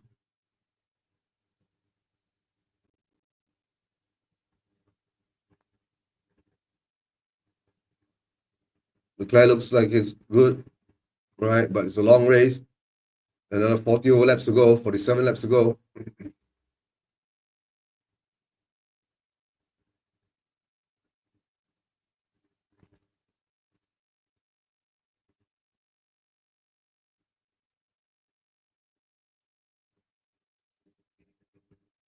So I think that will Lando Norris coming now or later?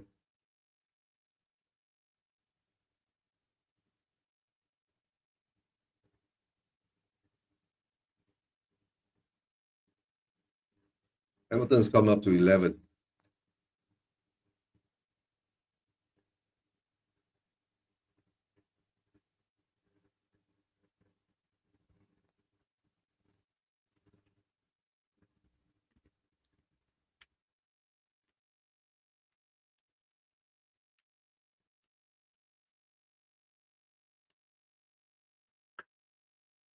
Yeah, what's plan A or plan D, right? So plan A extend is plan A plus 5.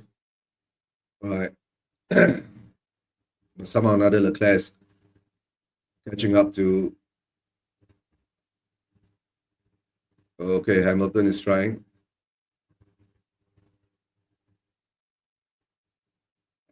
Can Hamilton get Hedger. And this is a track that is not easy to overtake, guys. Right? It's not easy to overtake. Max Verstappen, yeah. And Max Verstappen overtakes Hulkenberg, but Hulkenberg takes the outside of the track. Verstappen, where is he? Verstappen is 13 at the moment.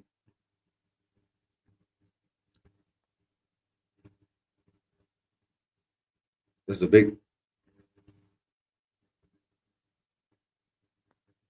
And Verstappen's got DRS. And he takes. Can he get it? Verstappen has overtaken Gasly. Now he's chasing after Verstappen, chasing after Hamilton.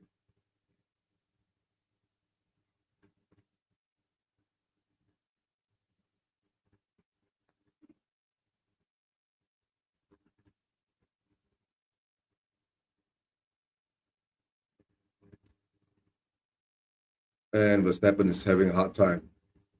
Russell is going fastest.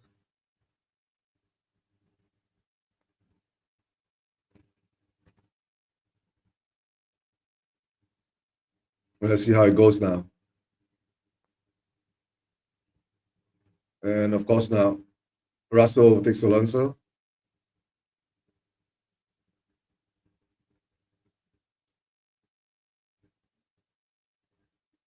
Russell's really close against Alonso. But Alonso hasn't pitted yet, right? But Russell has pitted, right? Hey, Miss Melina, big up, hope you're doing well, right? I'm just doing a F1 watch along, right? Yeah, it reminds me of Steven, right? Hope he's doing well too, right? I'm sure he's doing well wherever he is now, right? Right. Hope you're doing well, Miss Melina. Big up, thanks for being here. Right. Unless you want to join me for the F1, I'll send you the link, Miss Melina. Let me know. And Leclerc leading this race. That's the big surprise, right? No, Norris is leading, but Leclerc looks like he's going to take the lead because Norris hasn't pitted yet, right? Somehow or another, I think Norris trying to play the one-stop strategy, right? But the rest of them are on two stops, right? Was there contact? No, there wasn't contact. Might have been, might not no contact between Russell and Alonso. Russell this time is ready. This time he's going to take it. Yep, Russell gets past Alonso. Russell's gone fastest. All right, PS3 is about 1.8 seconds behind Leclerc. Leclerc is cutting into the lead of Norris. Right. So bit by bit, right? The only thing Norris is looking for is fourth position again. Then maybe when he puts on some pressure tires on fourth position, but he's going to last longer, maybe that's the tactics they're going to have. Yeah, Hamilton is battling 11 and 10 with Hadja. Right. Right, with Verstappen, right, behind Hamilton now. Verstappen is fighting Hamilton for 11th, guys. Verstappen and Hamilton is fighting for 11th. Right. And Hamilton's running those hard tires for 25 laps.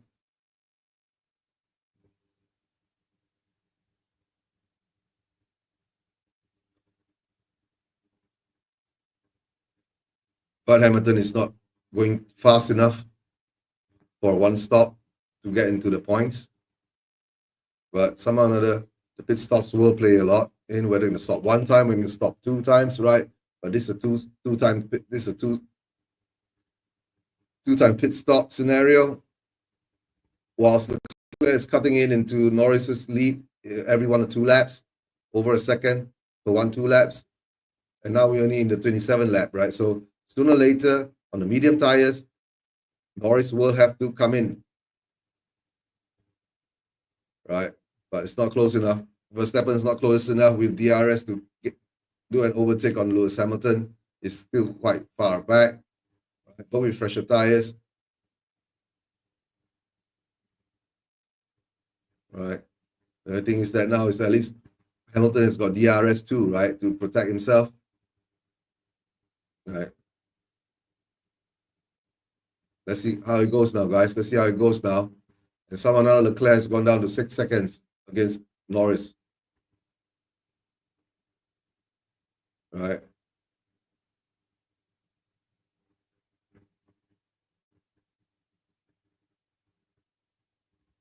Okay.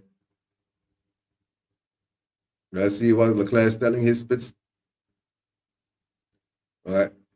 Somehow or another, he's saying he can feel something that he discussed before the race. What did he discuss before the race? And let's see what he wants to do, right? So are they going to change parts? It cannot be changing parts, right? It's a tire thing, right? But at least he's still maintaining about a 1.8 second lead ahead of, right? Yeah. Okay, we're doing one stop. That means it'll be 40 laps on a hard tire. Is he up for it? 40 laps on a hard tire? Can he do it?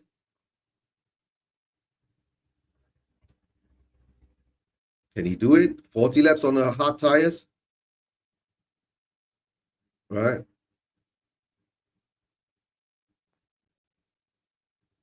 Okay.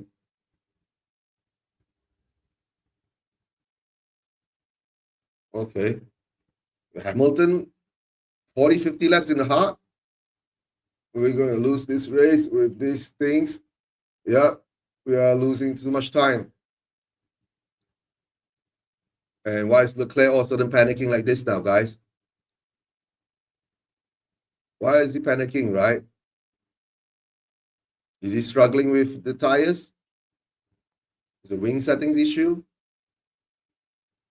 Something's bothering, but his pace is fine, or maybe just all talk, right? The only question now, can Hamilton hang on for 50 laps, then change into a soft? That'll be a good question there. Verstappen now is behind Hamilton, but he still can't be able to overtake him. Right, here comes, everyone's got DRS.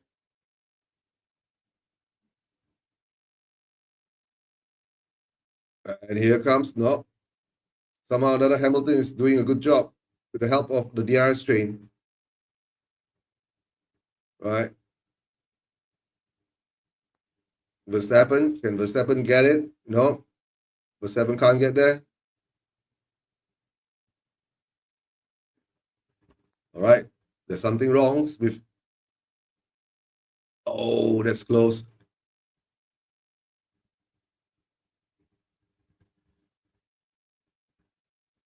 And Hamilton loses a spot to Verstappen.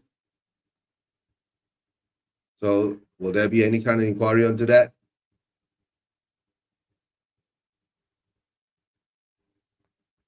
All right, guys. Let's go have a look, right? Different camera angle. Down inside. No, they didn't touch. But good maneuver by Hamilton not to cause a collision. Russell's gone fastest now. Leclerc's gone to 4.3 seconds against Norris, right? And Norris hasn't pitted yet, all right, guys? Norris hasn't pitted yet, okay?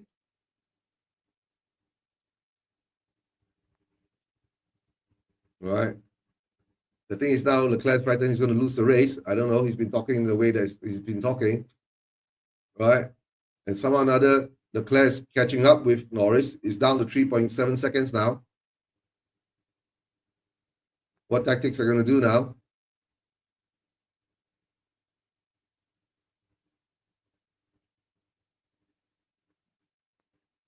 So can Norris do 40 laps, right? Can he hold on? So they already said, right? Turn 6, a lot of more tailwind. Leclerc made the same mistake. All right.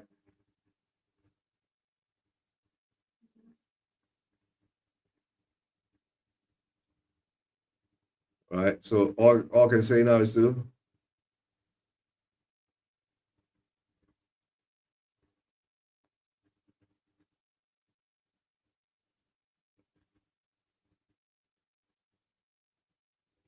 All right, now PSG is 1.5 seconds behind Leclerc now.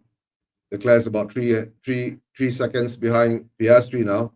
So the notice was that to tell Lando to pit, right?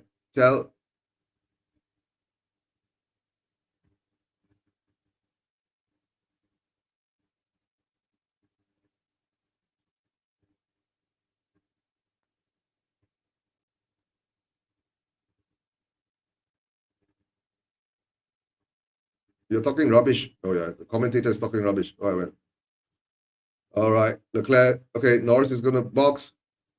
He's boxing now. So he's gonna put up hard tires and go all the way. Will he be doing that? All right. Now let's see what happens now. All right. Leclerc. All right.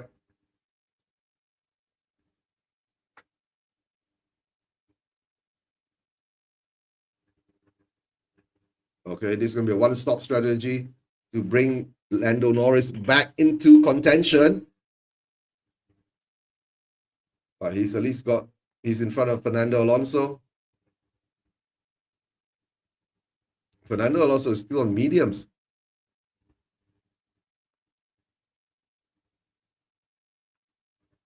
All right, turn one incident regarding Verstappen. Hamilton's been noted. All right, race controllers noted that Verstappen Hamilton incident.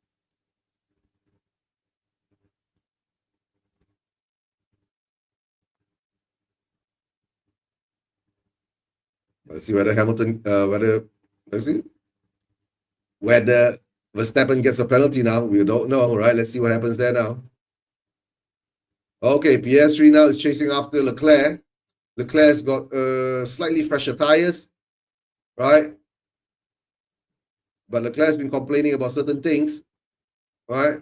But some or other, they still do need to come in for a pit stop.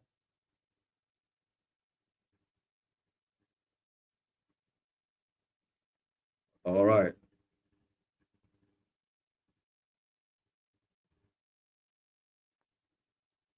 Charles Leclerc is leading the race again. 1.4 seconds ahead. And Alonso is also on a one-stop strategy. Yeah. Hamilton is on one stop.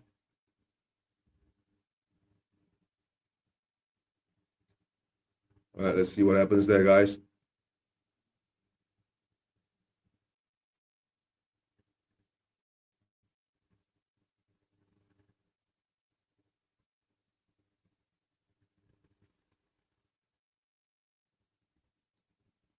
All right, let's see what's happening now. It Spurs them.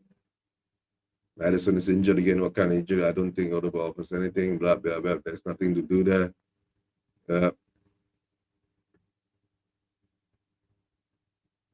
Right.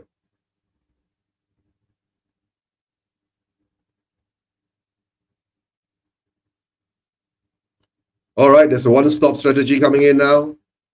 Can they hang on all the way? Right. And Leclerc's got about 1.5 seconds. He's 1.5 seconds ahead of PS3. And of course, Russell is about 8 seconds. So 9 seconds, there's 17 seconds. Can they last that long? But problem if they're close to the end of the race, right? They put on medium tires again or soft tires, right? Yeah. Norris will lose out, even if he's ahead.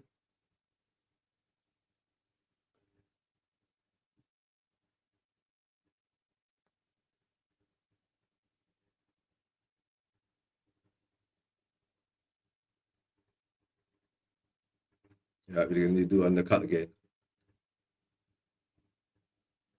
Yeah, Norris a one pit stop behind. Yeah.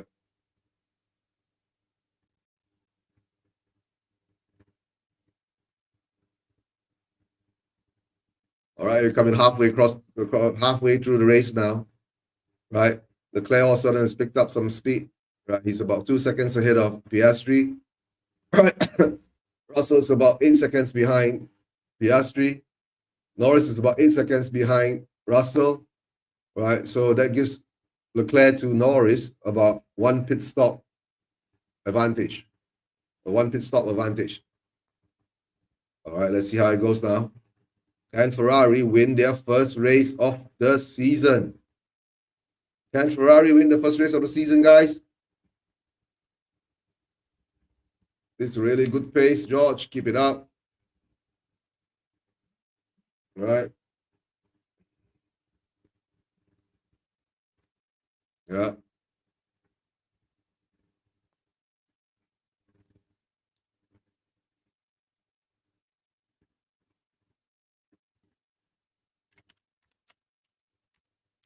Simon, no worries, mate. Yeah.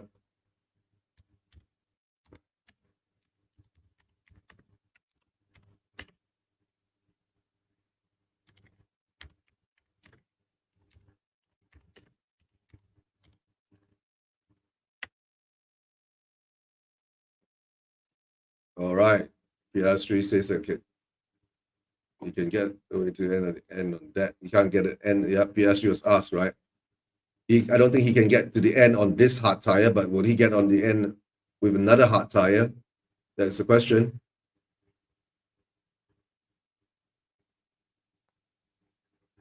Yeah, catching so you can see the helicopter taking this camera view now. Look at that. Hard tire. Pit window is 40th to 60, 46. Yeah.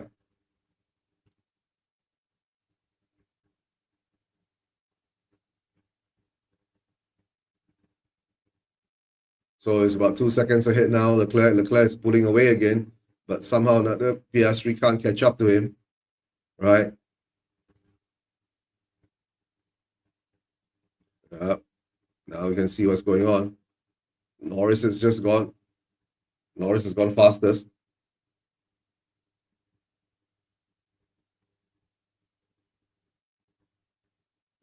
All right.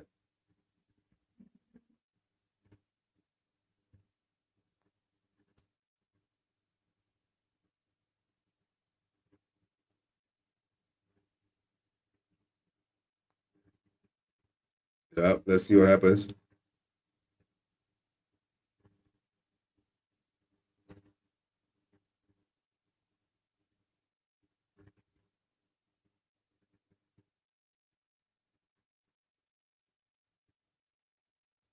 All right. Verstappen looks like he's going to get a penalty.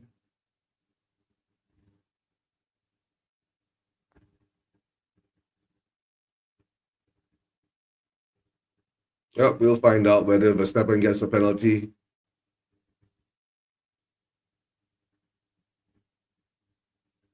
All right, Leclerc's about 2 seconds ahead of PS3 now. Russell's about 7. Norris about 7. So, yeah. Gaps are coming down a bit.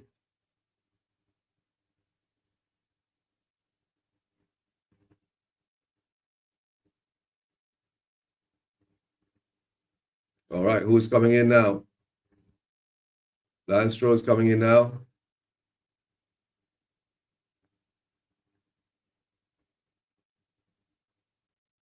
Okay. Lance Stroll is coming in. Lance Stroll has got hard tires on. Most probably it's a one-stop strategy.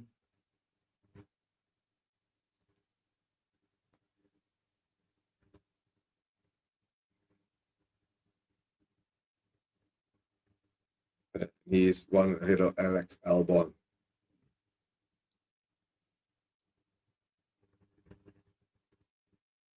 All right. Yeah.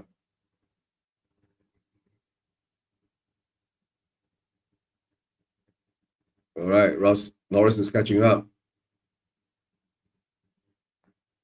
Somehow another Leclerc's got still hanging on there, about 2 seconds lead against Piastri.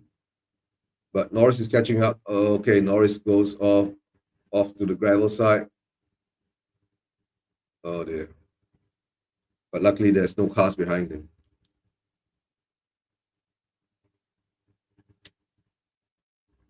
Lando has to keep his focus. Don't make mistakes.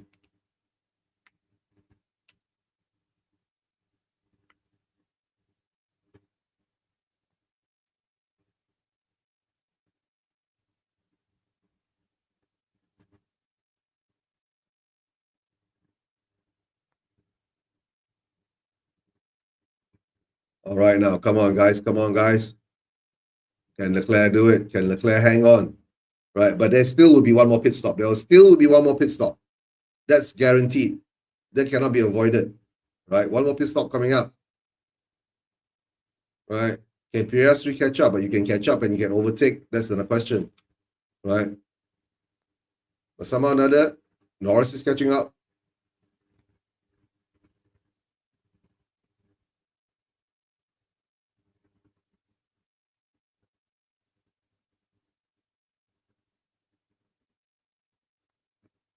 Okay, Verstappen is under investigation now.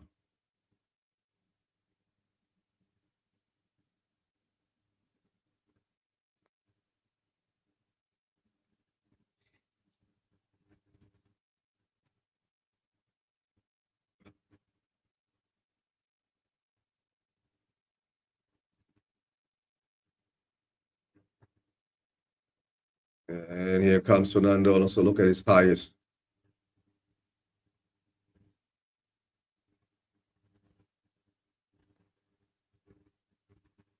Okay, Fernando Alonso is continuing one stop strategy. The only question now is, can he last, right? All right, Piastri's caught up a bit. Leclerc's ahead, but Piastri's caught up a bit.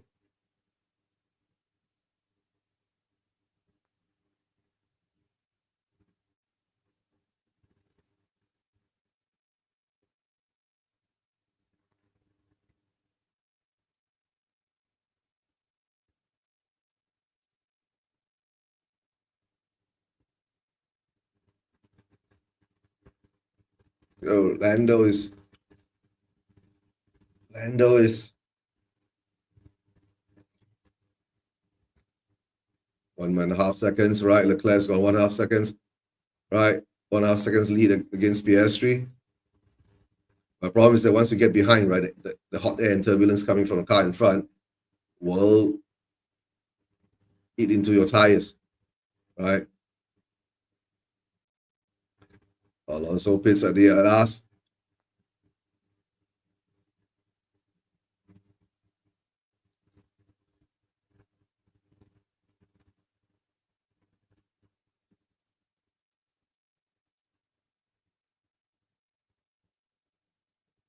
Yep.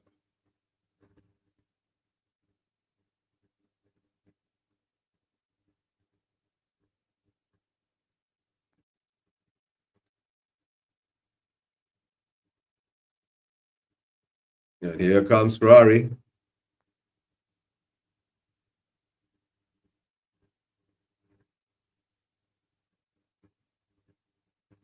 And Charles Leclerc goes out.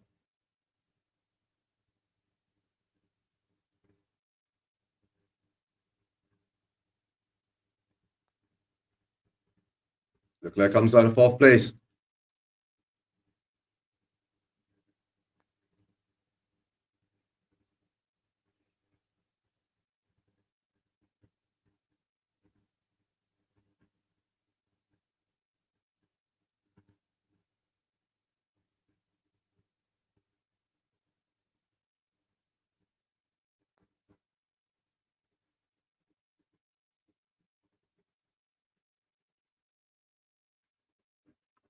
All right, let's see now, right? Leclerc pitted first. Piastri is kept out. Russell is kept out. Norris is out. And Leclerc is about 7 seconds behind Norris. Right? Can Leclerc overtake? Can Leclerc overtake Norris? Right? Because Norris is going to be on a one-stop strategy. Right? And then will Piastri pit? And will Russell pit? That's the question. Right?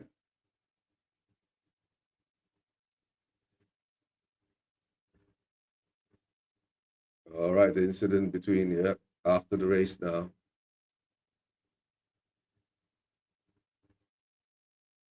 Let's see how that goes now. Right, Max and Lewis Hamilton incident will be, right, investigated after the race, not during the race. So the penalties or anything won't come in now. If there is a penalty, Max will get it in the next following race. All right, now, guys, it's going to be an interesting round. Can Leclerc chase Norris down? Okay. Can Leclerc chase Norris down? Right. That's one thing. And the other thing is that what will happen if right, Piastri comes in? How's it going to be? Will Norris be ahead?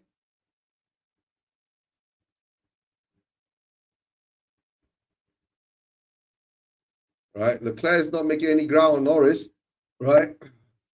But Norris is looking to overtake Russell.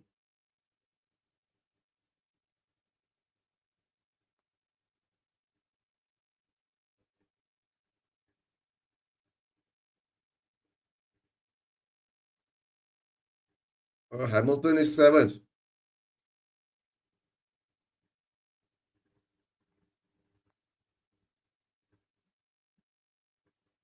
Right. So I guess the race is over for Leclerc. Why did he pit so early? Unless he has tire problems. It's over.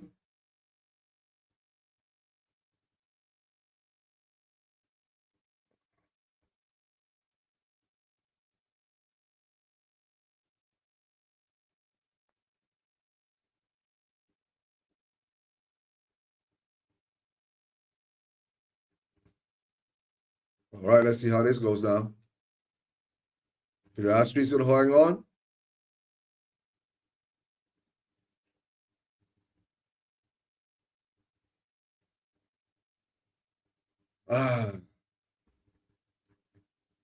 Why did Leclerc pit so early?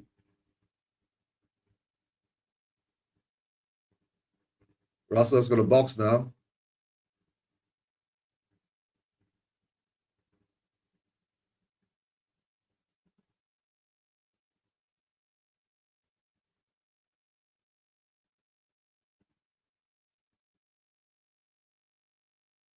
I saw another now. Leclerc's about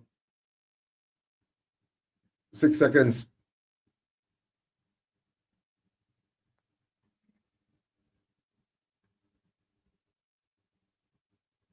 Piastri stays out again.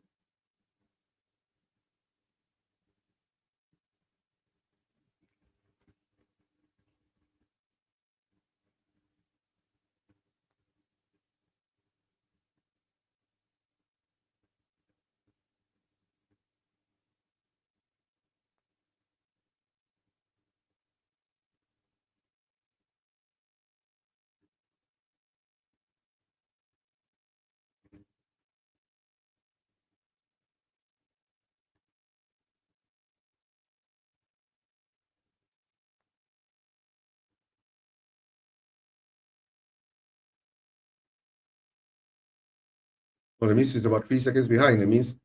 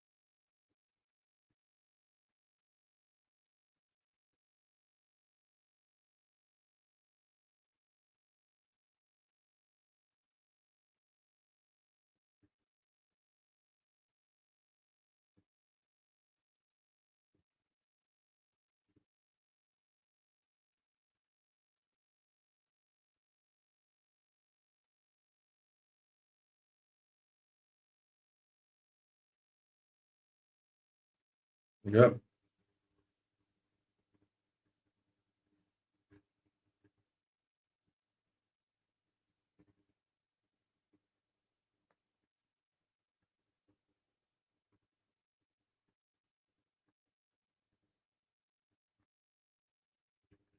Anthony goes down inside Carlos Sainz now. And Piastri is coming for the pit now. right?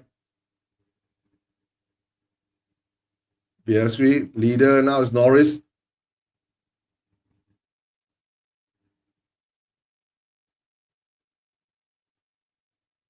Okay, Leclerc passing.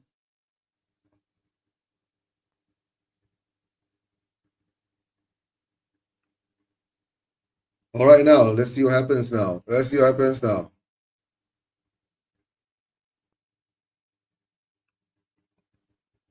Now let's see now.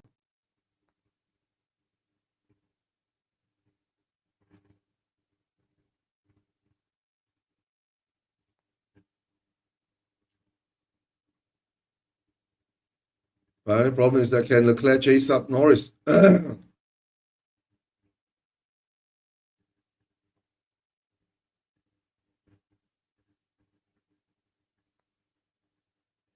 Why did Leclerc come in so early? That's my question.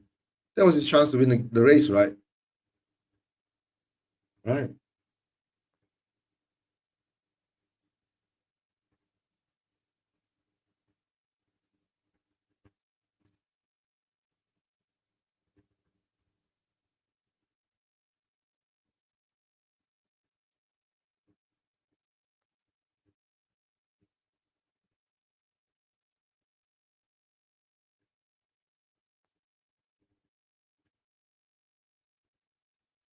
All right, now Leclerc 7 seconds behind Norris. He ain't gonna catch up.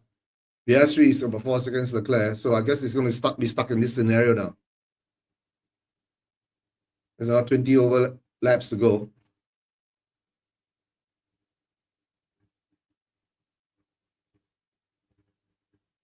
Doesn't matter much though.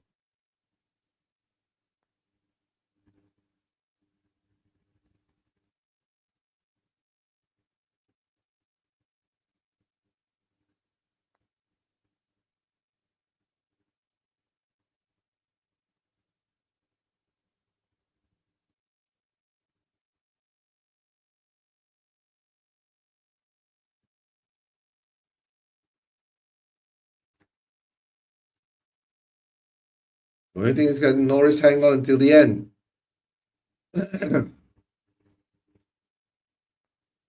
But point is that Norris doesn't have any turbulence or anything in front of him, so he can maintain his speed.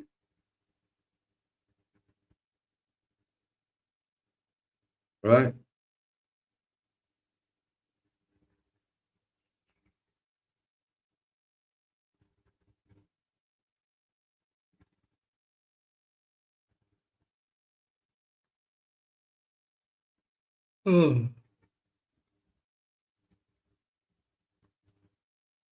All right, now Leclerc can't even see Lando in front. Charles can't see Lando. Can see Lando in front. Can't even see Lando in front. Lando's about 7-8 seconds ahead.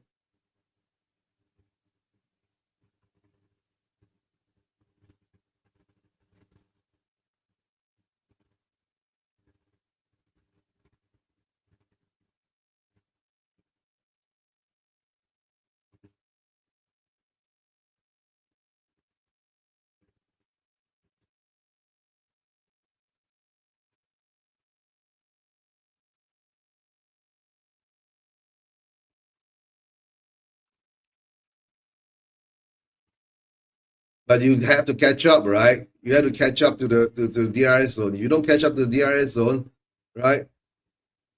Unless Leclerc's tires, drops off in the next 20 laps. Last 10 laps, Leclerc tires drop off. Then you see that, Lando's tires drop off. Then maybe you see maybe Leclerc have a chance to catch up to Norris. But at the moment now, I don't see it like anything happening because there's not much. Yeah.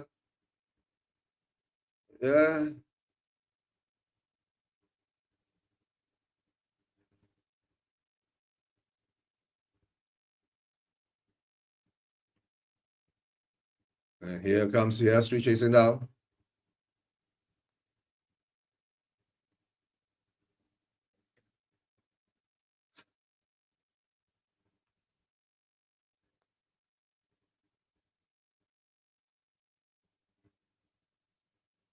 All right, Verstappen comes in for his change. second thought.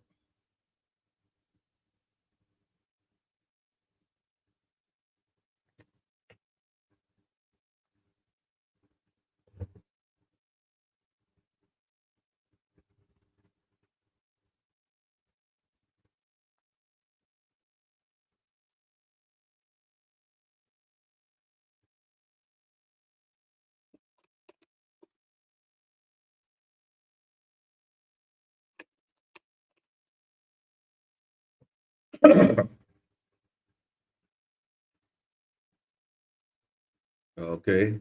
PS3 is coming up against Leclerc.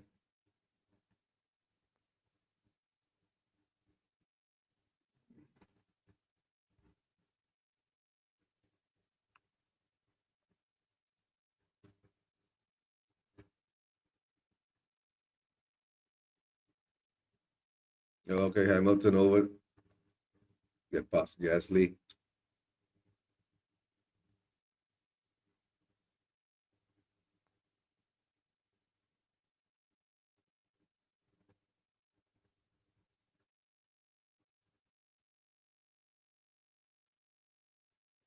Oh, there's some bits coming off it.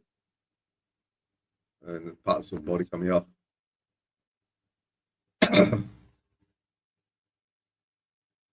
Oscar PS3 is very close to Charles Leclerc now. He's going to get the DRS zone.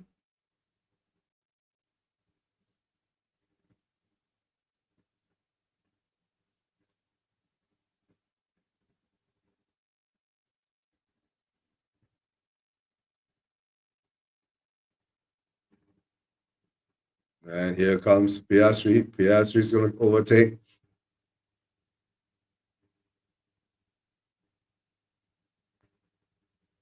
Okay, PS3 takes Leclerc. Leclerc from first drops down to.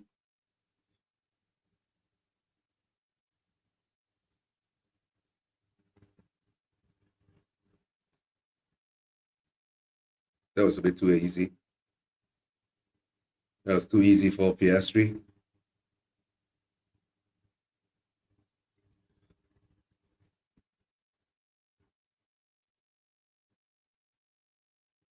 Okay, Leclerc is out of it. Leclerc is out of it, guys. So it's going to be a McLaren 1-2 again. So it's depending whether it's a PS3 or Norris, right? So let's see what happens now.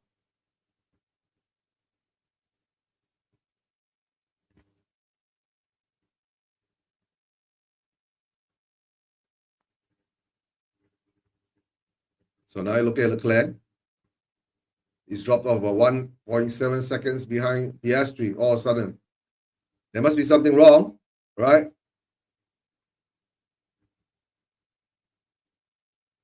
Oliver Man's first retirement. Guys, not to forget, right? Unless there is a safety car coming out, then it will be bunched up again. But if it's bunched up, no matter how, I think the McLarens are faster than the Ferrari, so it wouldn't matter much though.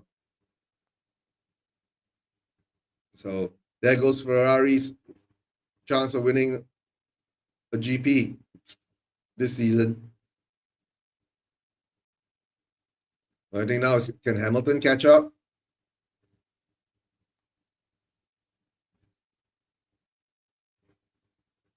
Right, Hamilton takes 12.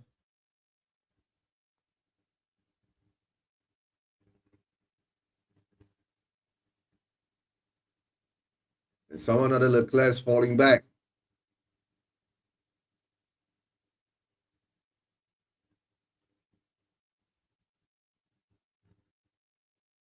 My God, it's about 38 seconds barrier between the top four.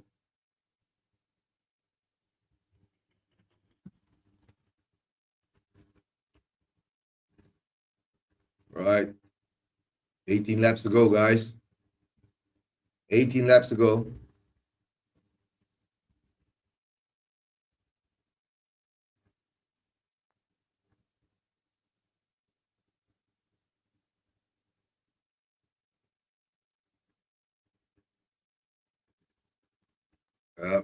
Can Hamilton get into the points now?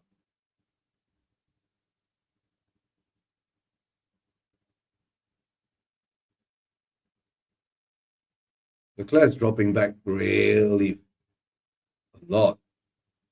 That means unless PS3 is picking up the speed, right? PS3 is picking up the speed.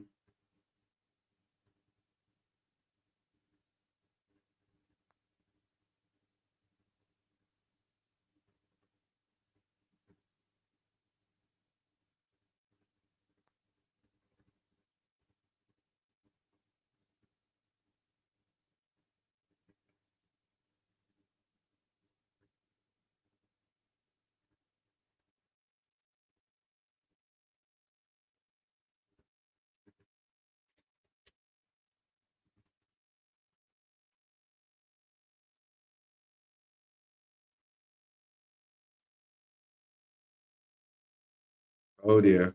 Leclerc is really unhappy.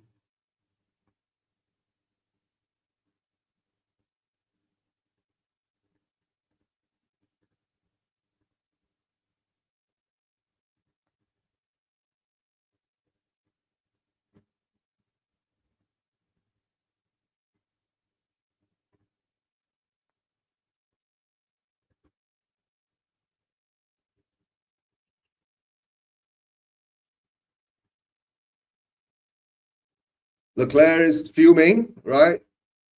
So, yeah, Leclerc is fuming.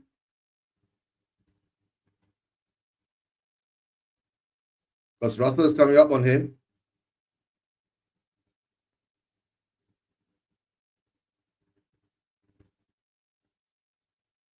And Leclerc is losing a lot of pace for whatever reason.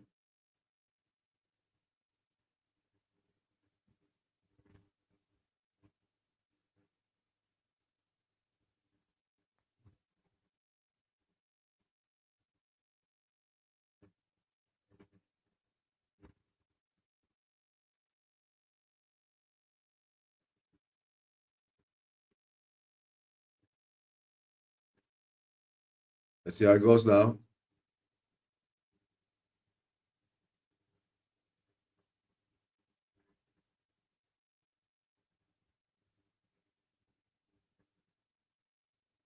All right now. Norris is way ahead now. Let's see whether Piastri can catch up with him. Leclerc ain't going to be any challenge, right?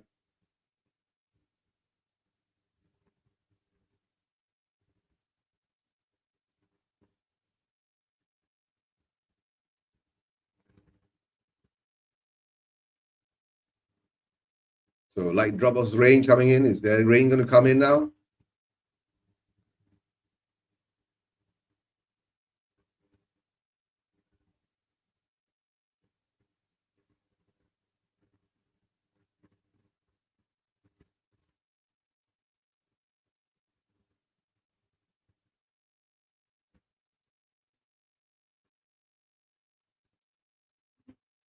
There is a safety car, right? This question, will there be a safety car? That was saying. But I don't think there'll be a safety car the way it's going, right?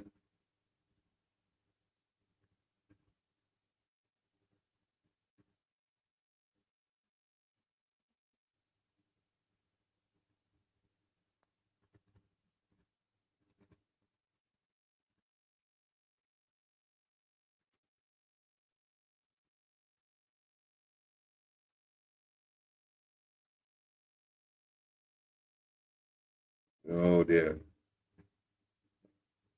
Most probably Leclerc is going to lose out the podium to Russell.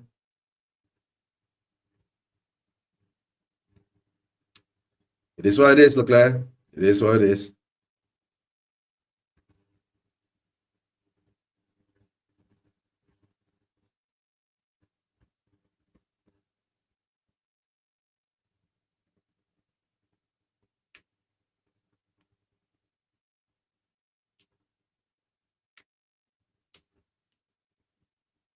And Leclerc is losing a lot of pace now to Russell.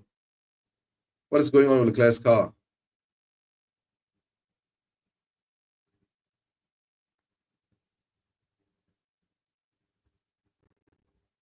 Here comes Leclerc. He has to cut past the back markers. And there's a hell of a lot of back markers coming up.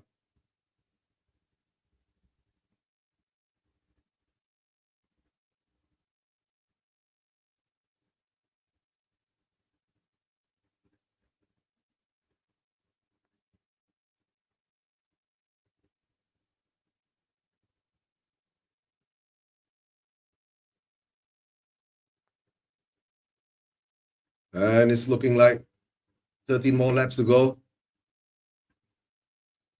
Somehow another Leclerc. Russell is eating into Leclerc's times.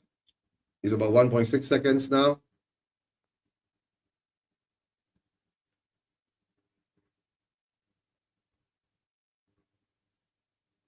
So now the question is that how Leclerc is going to pass these 4 cars in front of him, the 4 back markers.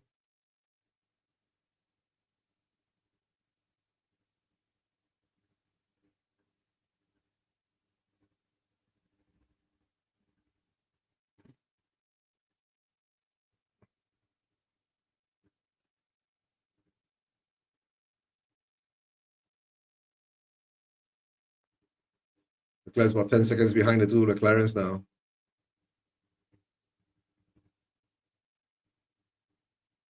And it's in the twin Ockelberg and Sonoda.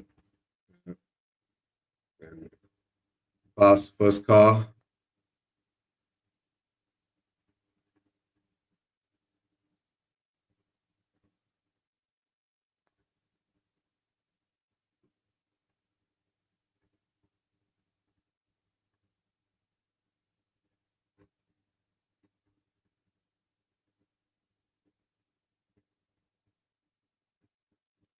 Now Russell's about under a second behind Leclerc now.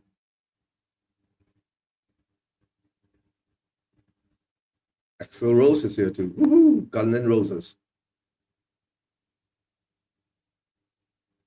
Right. That's true.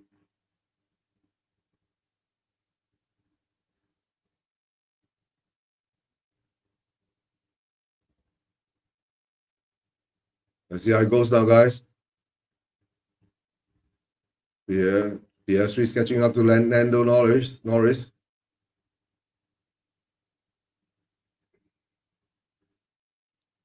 Right. Can Leclerc get past the back markers as soon as possible?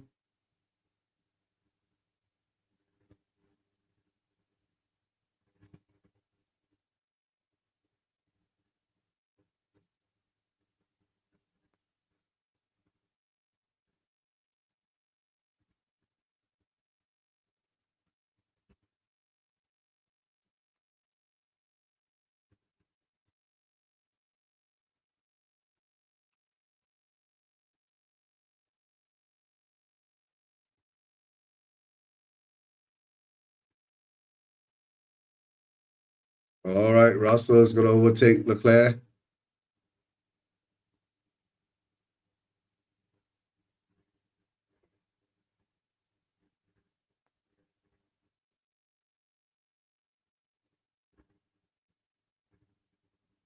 Charles Leclerc is defending.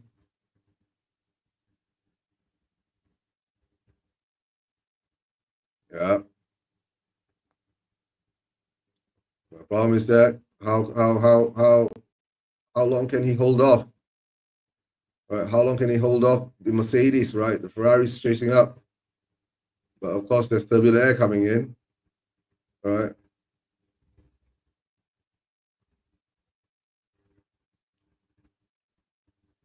Let's see how it goes. Let's see how it goes now, guys. Russell's chasing up to Leclerc. Can Leclerc get some DRS to thwart him or hold him back?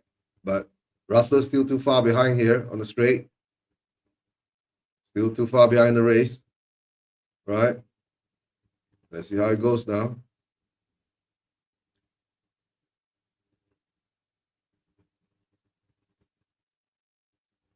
All right, then.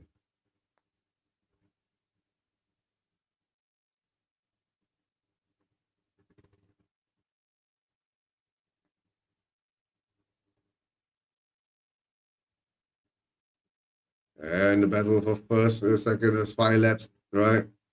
Coming in 5 laps, you will see Lando Norris and PS3 battle for the first spot.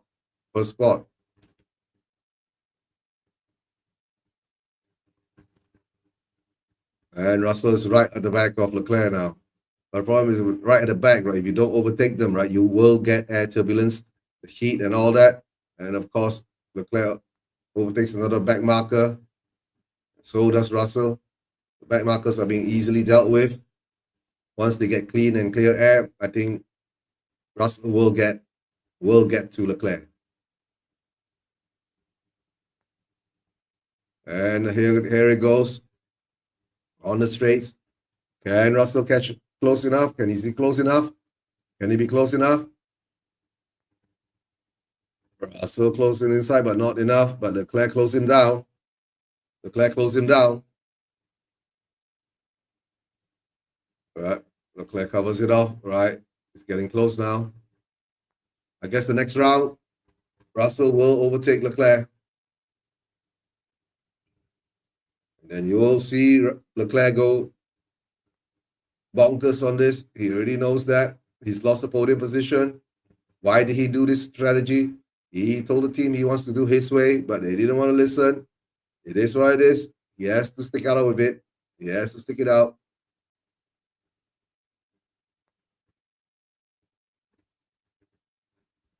Here it comes down to the 1-2, right? PS3 is about 2.5 seconds behind Norris.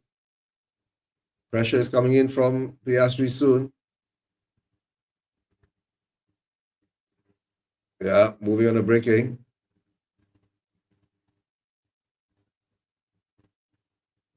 Yeah, Russell's not happy.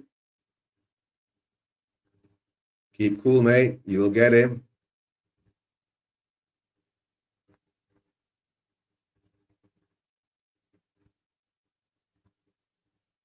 That was,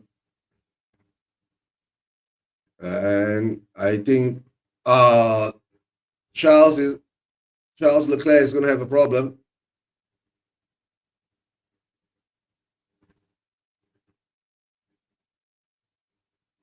And I tell you, there's going to be investigation for that, right?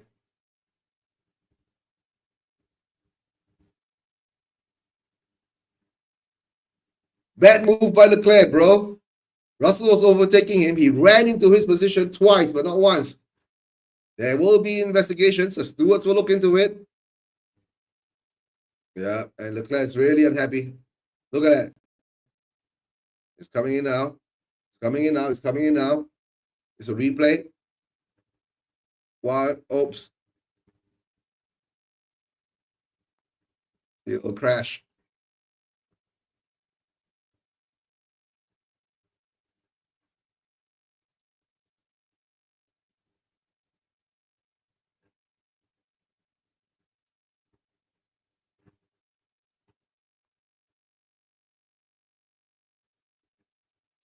And Russell ain't happy, right? All right, let's see whether stewards will. I guess the stewards will investigate. And at the top there, PS3 is about broken the. He's about 1.5 seconds behind Norris now. PS3 can see Norris now.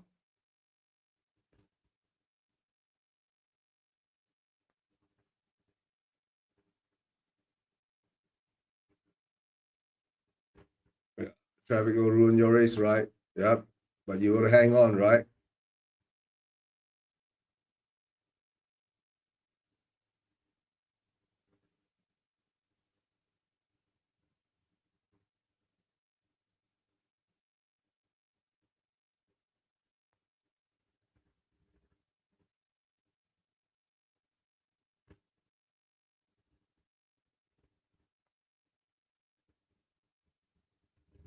All right. 1.2 seconds now. Now there are light spots of rain by Russell. There's light spots of rain by Russell, he's saying. But it's about another, I guess, 6 more laps to go, 7 more laps to go. Let's see what happens. If the rain comes in, will there be any problems coming out of the rains?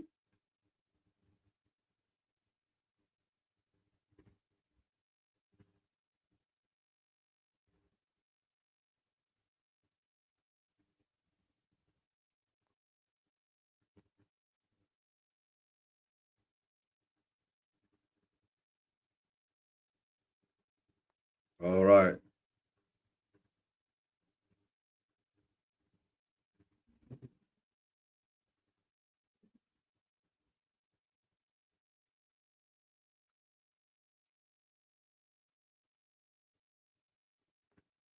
All right, Hamilton has to get out of the way. He's got blue flag.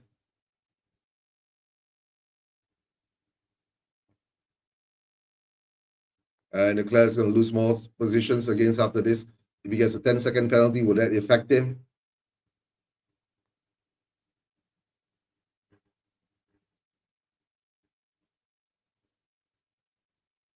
And Alkenberg, yeah, Gasly loses 2 spots, right? And here comes Piastri. He's about 1 second behind.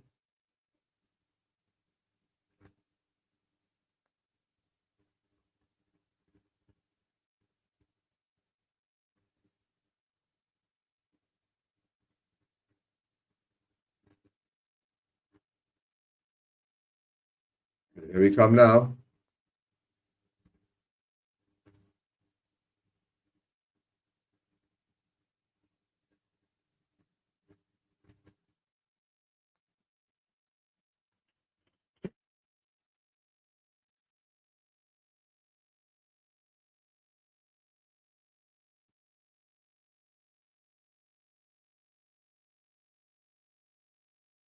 Just been given a blue flag, right?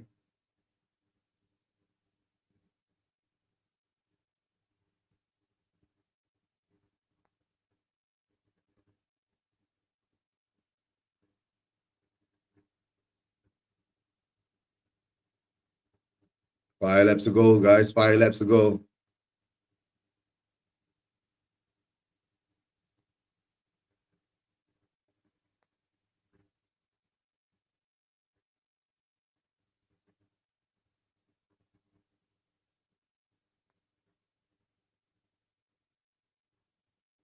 Somehow or another.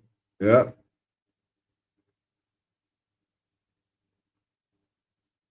Can Piastri overtake Norris with fresher tires?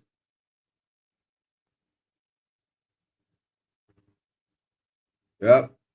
Gasly and Sainz. Investigation causing a collision. Oh, was there a collision? We didn't notice one.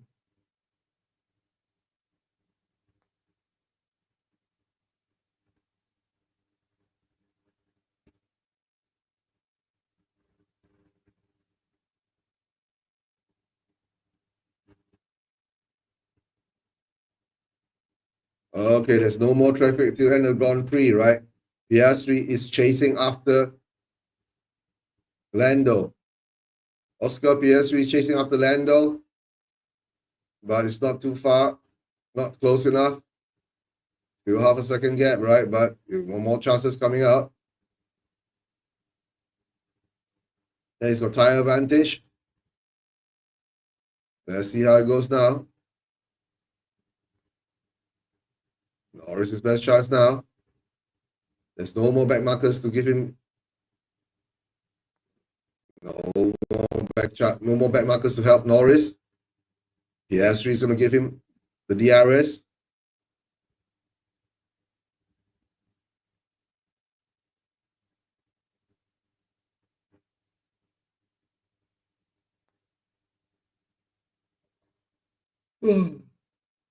Guys.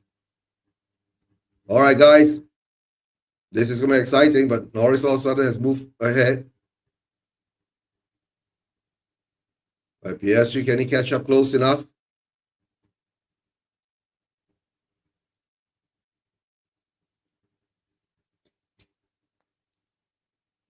Yeah.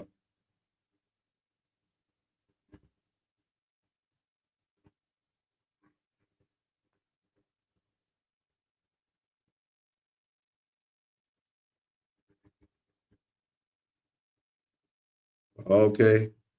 No, not close enough. Piastri can't get close enough.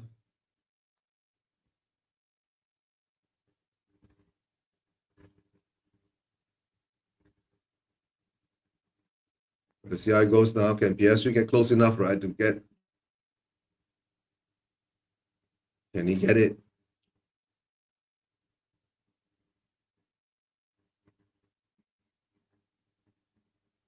Can Piastri get close enough to overtake Lando? Norris. Can he do it? But the problem now is seeing how it's going.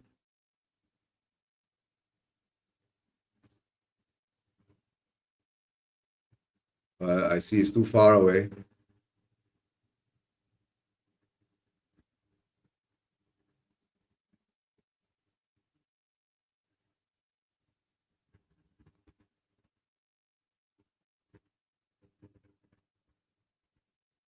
Here it comes.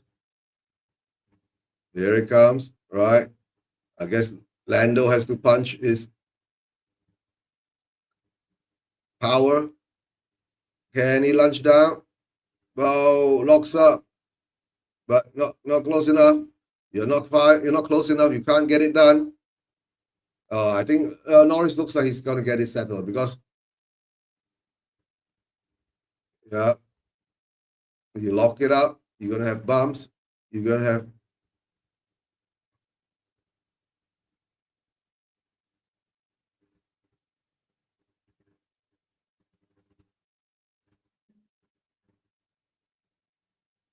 all right.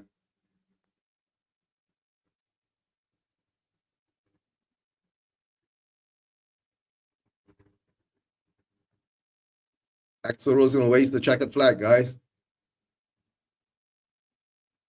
No. Oh, that's really close.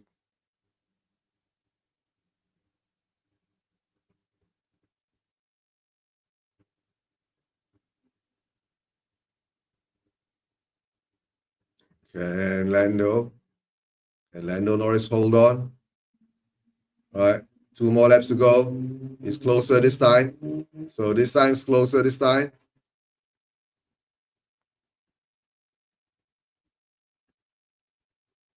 No.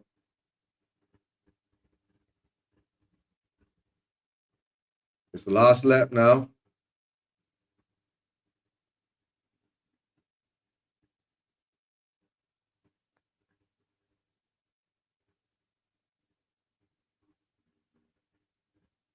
And PS3 catch Norris now. It's Lando's race, right? Lando played a blind. I think McLaren played a blinder for Lando, going the whole way on the hard tires.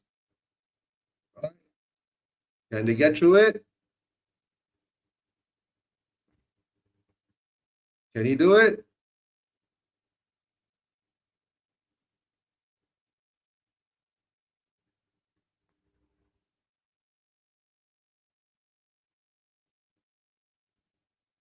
Can they get it? Can Norris get it?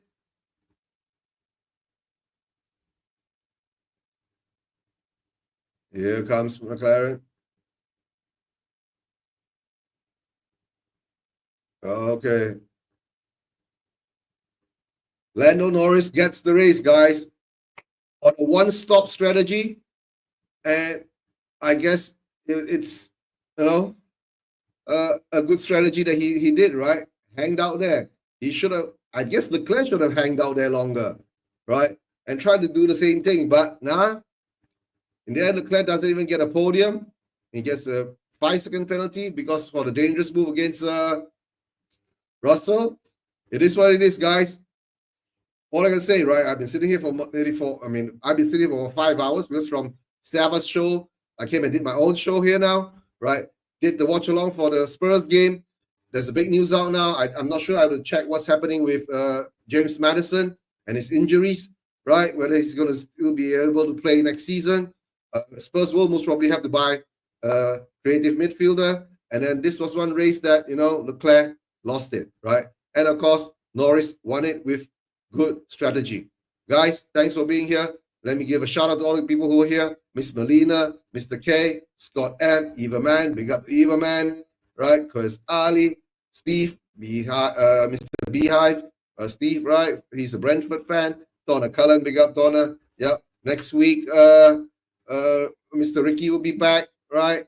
Don't forget, next week, Mr. Ricky will be back. Chris Agamba, the number 1 Agamba, right? And of course, we got Ricky. And not forget these, right? The guys here. And of course, Queen Ellie Hoiberg. Oh, no, Queen Ellie Meadows. And Meadows is going to be injured now. Ellie, sorry to say that. But guys, thanks for being here, right? all I can say is thank you for your support. Don't forget to subscribe to Spurs Vision TV. You're watching this later. And of course, subscribe to Ricky Via TV and Shelf Side Spurs, right? And smash that like and subscribe and do all the good things, the notification bell and all that.